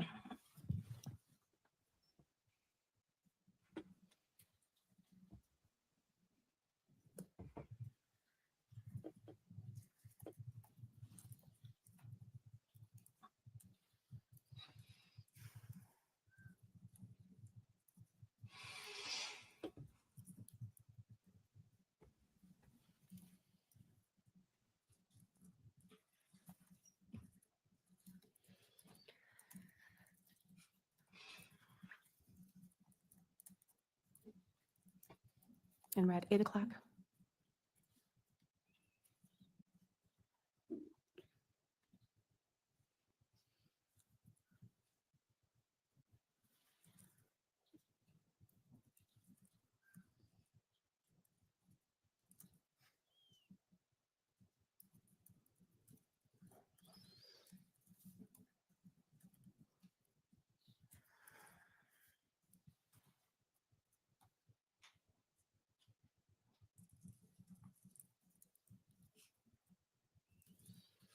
And as we approach 9 o'clock, it appears that phone ends up back at the home. Yes. Same day, we're still on Monday, July 5th. What are we looking at there? This is a particular time frame of noon to 4 p.m. on July 5th, and it shows that the device is consistently at the residence with data sessions active pretty consistently from 12:05 p.m. to 3:59 p.m. Sure. And in fact, just to be clear, I'm the one who asked you to put this map together? Yes. Okay. Showing you what's been marked in this case and received as exhibit number 536. You may not have seen these before, but these appear to be text messages between someone named, what is the top? Hubby. And who? And Catherine. All right, and I'll represent to you that it's been testified in this case that these are messages between Chandler and his girlfriend. Just briefly, could you read through the first couple of pages of those and just start with the start time there and then read through? July 5th, 2021 at 12:35:05 p.m. The message says 1 sec. The response from Catherine at 12:35:08. Okay. Okay, then another response at 1:31:46 p.m. Text me when you get to your appointment. The message from Chandler says, yes, dear. That is at 1:32:30. The response from Catherine at 1:33:25. Good boy. The response from Chandler at 1:40:09 p.m. Thanks, B. The response from Catherine at 1:40:24 p.m. 1:40:26. I love you. 1:40:30. It's going to be okay. 1:41:05 from Chandler. Either way, you and me are going to be happy. 1:59:37 from Catherine. Very true. Response from Chandler at 2:01:53. Made it a bit ago and checked in. 2:01:56 from Chandler. BRB. 2:09:12 from Catherine. You got this, B. 2:18:56 p.m. from Catherine. Yeah? Question mark. 2:19:18 from Catherine. Am I picking you up? I'm off at 5. 2:20:19 from Chandler. Just need you to know because I have horrible reception. And that same message is resent at 2:22:10 p.m. At 2:22:43 from Catherine. Okay. At 2:22:52 p.m. from Catherine. Do they gave Wi-Fi? At 2:23:07 p.m. We can snap if that's easier. At 2:23 p.m. from Chandler. No connection to even load Snapchat. At 2:23:42 p.m. and no Wi-Fi. 2:23:54, but I can still get your iMessages. At 2:24:17 from Chandler. No connection to even load Snapchat. 2:24:17 p.m. and no Wi-Fi. From Catherine at 2:24:34. That's good. 2:24:42 p.m. from Catherine, and weird that they all gave it. 2:24:46, have it. At 2:24:54 from Catherine, but maybe it's your carrier. From Chandler at 2:25:26, I'll try and get it on. And that message is received or resent at 2:27:18 p.m. At 2:31:21 p.m. from Catherine, let me know what happens. At 3:25:08 p.m. from Chandler, hi hun. 3:25:10, heading home. 3:25:48, they took an x-ray and CT scan. Nothing bad on the x-ray. All right. No, I appreciate you doing that. And just clarity of the record, we're talking about exhibit number 536, and just confirm the date again. It is July 5th, 2021. Essentially in the afternoon. That is correct. Did you perform an animation between 12 and 4 p.m. on that day? I did. Let's take a look at it.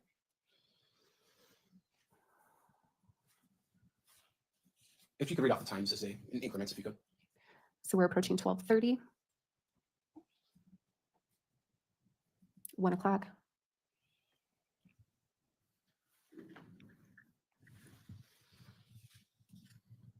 2 o'clock.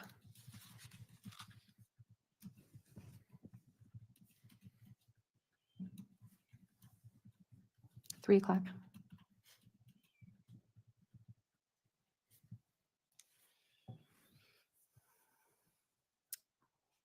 The phone stays in the same general vicinity as the residence during that time period? Yes. Okay.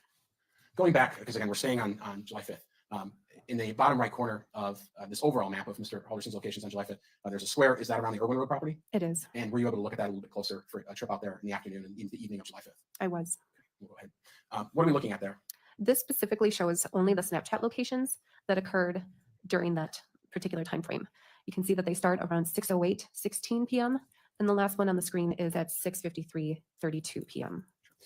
And I think we talked about it earlier, but I'm going to draw your attention to something specifically here. In the Snapchat list of data points here, for instance, here's the first one, which is at 6:15:42 p.m. Oh, yeah. If we look far right across that big farm field in another farm, it looks like at 6:15 and 28 seconds. So just 15, 20 seconds before, there's a couple times where it hit right there. Yes. What do you believe that is, or do you have any opinion as to what that looks to be? It could be an example of the drift. It's claimed, the accuracy on it is fairly good, but again, it can be the accuracy of the overall location itself can be thrown off due to various things, obstructions from buildings or trees, the lack of, possible satellites that are around, what kind of connection it has, the device itself has to some sort of network, whether it's data or Wi-Fi, things like that can throw it off. So on 3 different occasions on that farm on the right, there appeared to be a data location that came through. Yes. And you put that on the map? Yes. Because you put everything on the map that you got. Those are the records. Okay. On the far left, there's more Snapchat locations on that side. Yes. Okay. And did you zoom in on that side? I did. Tell me what we're looking at there. So this, again, is just showing up a closer satellite view. So it adds more context to where the locations are. You can see that there are several locations associated with the circle to the south on the map. Several of them are kind of stacked up in between each other with varying levels of degree of accuracy associated with them. And it takes part in kind of a small time frame, within a matter of 8 seconds. And then there's one location that's captured on the driveway or just around that area near the driveway at 6:08 p.m. Do you know, so we talked about cell phone records are constantly maybe reaching out and talking to the phones. Mhm. Is Snapchat doing the same, or is this when people affirmatively use the app, or do you know? It's when they're using the app. So if Mr. Alderson's Snapchat the app would not have been opened on July 5th, we wouldn't just see these naturally as some sort of handshakes that the system is performing. Correct. That's my understanding of it. And just for some clarity's sake, the dots that you put for the Irwin Road farm, to the left of that, it appears to be an actual blue dot on the screen. That maybe is the swimming pool that we've heard about in this case? That's what I've been told. Again, I asked you to map Mr. Mitchell Halderson. He stayed home all day. Yes. Let's talk about July 6th. Tell us what we're looking at there. July 6th shows the movement of Chandler's device from the residence, and it moves fairly early in the morning. You can see the locations down at the south part of the map near Madison. There are data sessions there occurring shortly after 5 a.m. And then the phone does move back up to the residence where it maintains its location until that evening where there is a trip down to the east side of Madison area near the interstate, and then it returns back to the residence. I think you mentioned, just so there's some clarity, there was you said an early morning trip kind of into the downtown area? Yes. What time does it appear that trip, if you had to give a range based on the records that you have? The gap in the data sessions near the house are from 4:32 a.m. to 5:37 a.m. So it would have been around that time, which matches with the tower location that I highlighted at 5:05 a.m. Again, I asked you on July 6th to just map where Mitchell was, and he was home again. Correct. On this day, we see a couple of things from Mitchell's phone listed there. What do we have? There are some outgoing calls to, or one outgoing call to Bart and one outgoing call to Krista. Let's talk about July 7th. July So- 7th, 2021, Bart and Krista, their phone's not active. Correct. They weren't active the day before. Correct. What are we looking at here on July 7th? So these records are showing us the movement of the device down out to the Irwin farm. Again, this time it occurs between 9:30 a.m. and 11:30, or I'm sorry, 11 o'clock a.m. Then the device seems to remain consistently at the residence throughout the evening.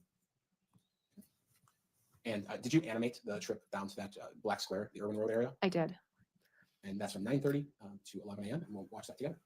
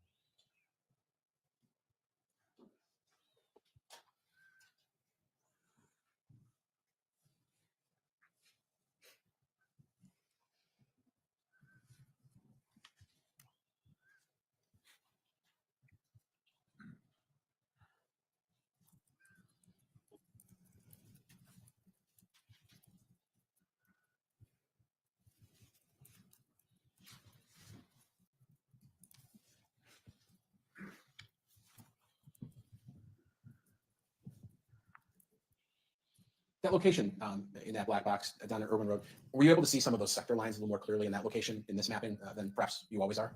Yes, And you did some closer ups of that location? I did. So here we're looking at general time period around 10 in the morning. I think the earliest is 9:57, all the way through maybe 10:14 or so. What are we looking at there? So these are primarily the data sessions that were used during this time by that device. And you can see that there's a number of arcs that kind of intersect all at one point, and that happens to be near the location where I have the marker identified as Irwin Road Farm. If we go to the next slide, sticking on July 7th, is that a closer up of that farm? It is. And those sector lines intersecting? It does. On that day, I asked you to map for Mitchell Halderson as well. Yes. Again, he stayed in the Verona area all day. Yes. He had some activity though on his phone related to calling Bart and Krista. Yes. What times did he make those calls? 11:45, 4:50, 5:47 p.m., 8:27 p.m., and 9:12 p.m. Moving to July 8th, 2021, the last day that we're going to talk about. Just what are we looking at there? This shows the device activity related to Chandler's device, and it remains consistently at the residence up until about 4:15 p.m. There are no records between 4:15 and 7:55 p.m., but then you see the next data session towers that are utilized are down in the Madison area. In fact, that tower might be close to where we are right now. Quite likely. Okay. In the vicinity of the Dane County Jail. Yes. Could you talk to me about Mr. Halderson's activity on his phone that day? I think you have listed in that box on the right. There were some incoming and outgoing calls to and from Mitchell. There was outgoing at 10:10 to Mitchell, incoming at 12:58, and outgoing at 4:12. Yes. And then there were two other outgoing calls that day. Yes. And if the jury's heard evidence in this case that two calls were placed to law enforcement officers that day, would that account for two possible calls that were outgoing that day? It's possible. I asked you to map Mitchell Halderson that day. Yes. And he did some stuff that day. Yes. Where does he appear to go? He went north, likely up to the area of the cabin that Krista and Bart had. He left his general residence area shortly after 1 p.m., stopped near Bart and Krista's residence about 1:45 to 2:06 p.m., and then traveled up north. You can see the tower that's highlighted there was utilized from 5:17 p.m. until 6:24 p.m. And then the device goes back to Bart and Krista's residence and starts utilizing data session towers on there from 9:52 to 10:50 p.m. Understood. And if you could you just detail the time that Mr. Mitchell Halderson made calls to either Bart or Krista that day? Yes. Started at 6:37 a.m., 12:15 p.m., 6:24 p.m. And to just compare, just to go back, just to confirm, did Chandler Halderson on July 8th make any calls to his parents? No. No further questions. Cross-examination. Thank you. Analyst Rep, I want to ask a few questions about those maps we just saw. First of all, am I correct in understanding that those maps track a phone, not a person? Correct. So when the district attorney asks you a question, like that map shows Mitchell in Verona, really the question is that map shows Mitchell's phone in Verona, correct? Yes. And the second thing I wanted to clarify about those maps, at various times during your testimony, you were asked, you don't know who was using the device after 5 p.m. and your answer was no. Do you recall that kind of question? Yes. Is it accurate to say you don't know who was using the device before 5 p.m. if that were the question, correct? Yes. You don't know who's using these devices Correct. at any time. Correct. Now, going back in time to your testimony before the maps, I want to clarify the Google Records exhibit. Do you recall that exhibit? I do. And so that exhibit would show, for example, a search query such as Wisconsin dismembered body found. Do you recall that? I do. Did that exhibit then show if the results of that query were clicked on? The only thing that would indicate that would be the follow-up article, as in the example of the state versus Capuzza. So that could have come up as a result for that initial query, correct? Correct. That exhibit isn't saying that someone searched state versus Capuzza. Correct.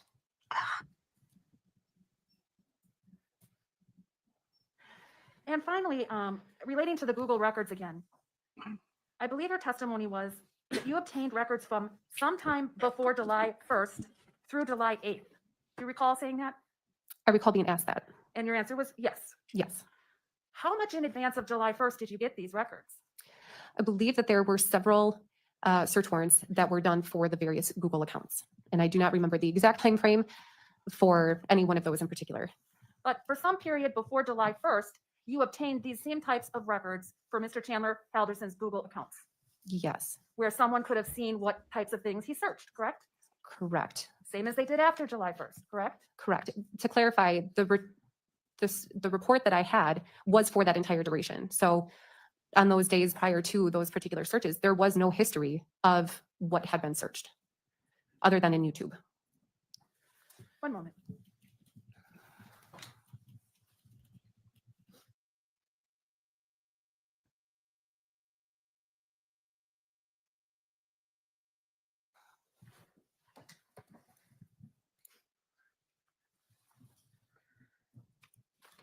What's wrong?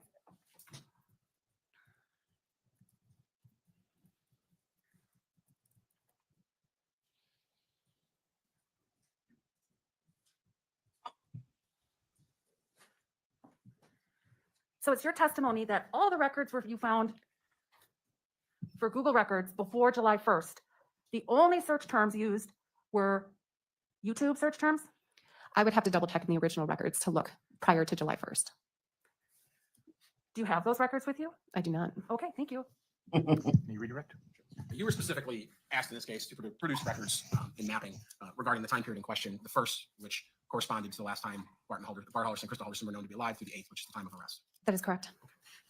And just to clarify, we talked a little bit about there not being records for certain days. We talked about the July 1st, July 2nd, July 3rd, July 4th, July 5th, and July 6th. We talked there's only YouTube records. Correct. YouTube, while owned by Google, is a separate location if you want to erase that history. Correct. Okay. So one could go into their Google account, erase that history, and that would not erase your YouTube history. Quite possibly. Okay. And I think you testified earlier, you're not here to comment on whether those were deleted or whether they just didn't happen on those days. Correct. The time periods and things of that sort that were relevant, those are all information provided to you by the police and the people involved in the investigation. That was areas or times that they wanted you to map on these records. That is correct. Okay. No further questions? May this witness be excused and released. Yes. Thank you so much. I don't think you have any exhibits there. No. All right, thank you for your time. Let me see the attorneys up at the bench, please.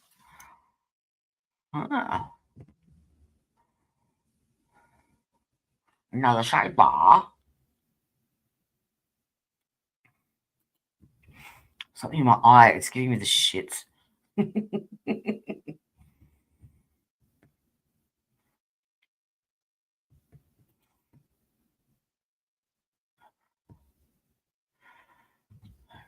It's a little swoop, a sneaky little glide. The message is simple, like and subscribe. time periods and things of that sort that were relevant. That was all information provided to you by the police and people involved in the investigation. That was areas or times that they wanted you to map on these records. That is correct. No further questions? May this witness be excused and released. Yes. Thank you so much. I don't think you have any exhibits there. All right, thank you for your time. Let me see the attorneys up at the bench, please. Oh, seen that bit. You'd better good night's rest tonight, and certainly follow the admonition to not discuss the case or be exposed to any information purposely or inadvertently as we begin to get closer to the finish of our case. Do get rest, take care. It's supposed to be really cold, so maybe stay inside and huddle down and have a good quiet evening. We'll see you tomorrow morning. Thank you. All right, so jury. Oh, so tomorrow must be like this really short day. Well, good afternoon, everyone. This is James Langer, the digital content manager for channel3000.com. As you just heard there, they are going to wrap up for the day here in day 8 of the Chandler Halderson. Closing arguments.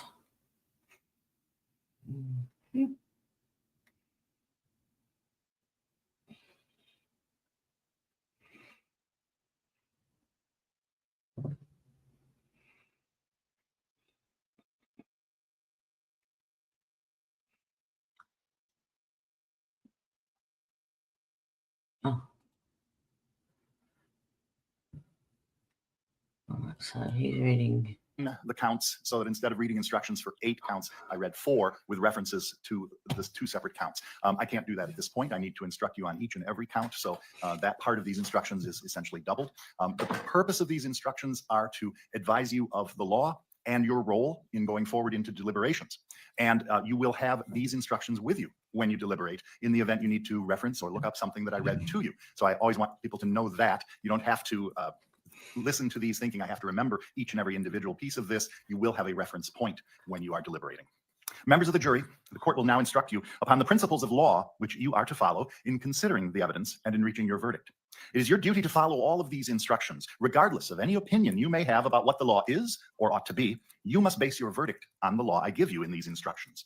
Apply that law to the facts in the case, which have been properly proven by the evidence. Consider only the evidence received during this trial and the law as given to you by these instructions, and from these alone, guided by your soundest reason and best judgment, reach your verdicts.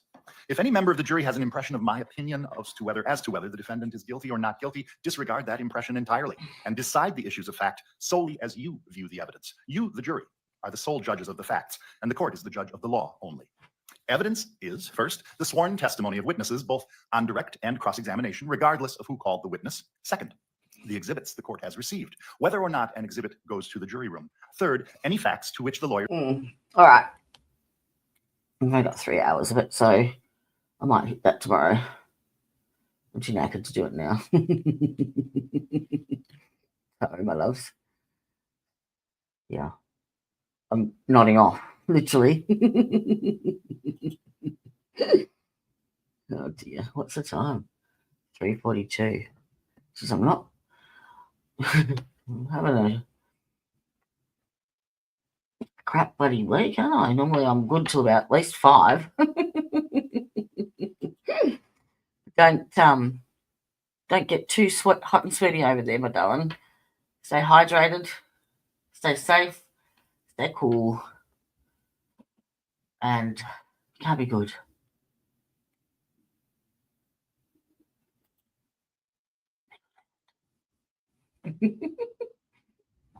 Mwah. Night. Hey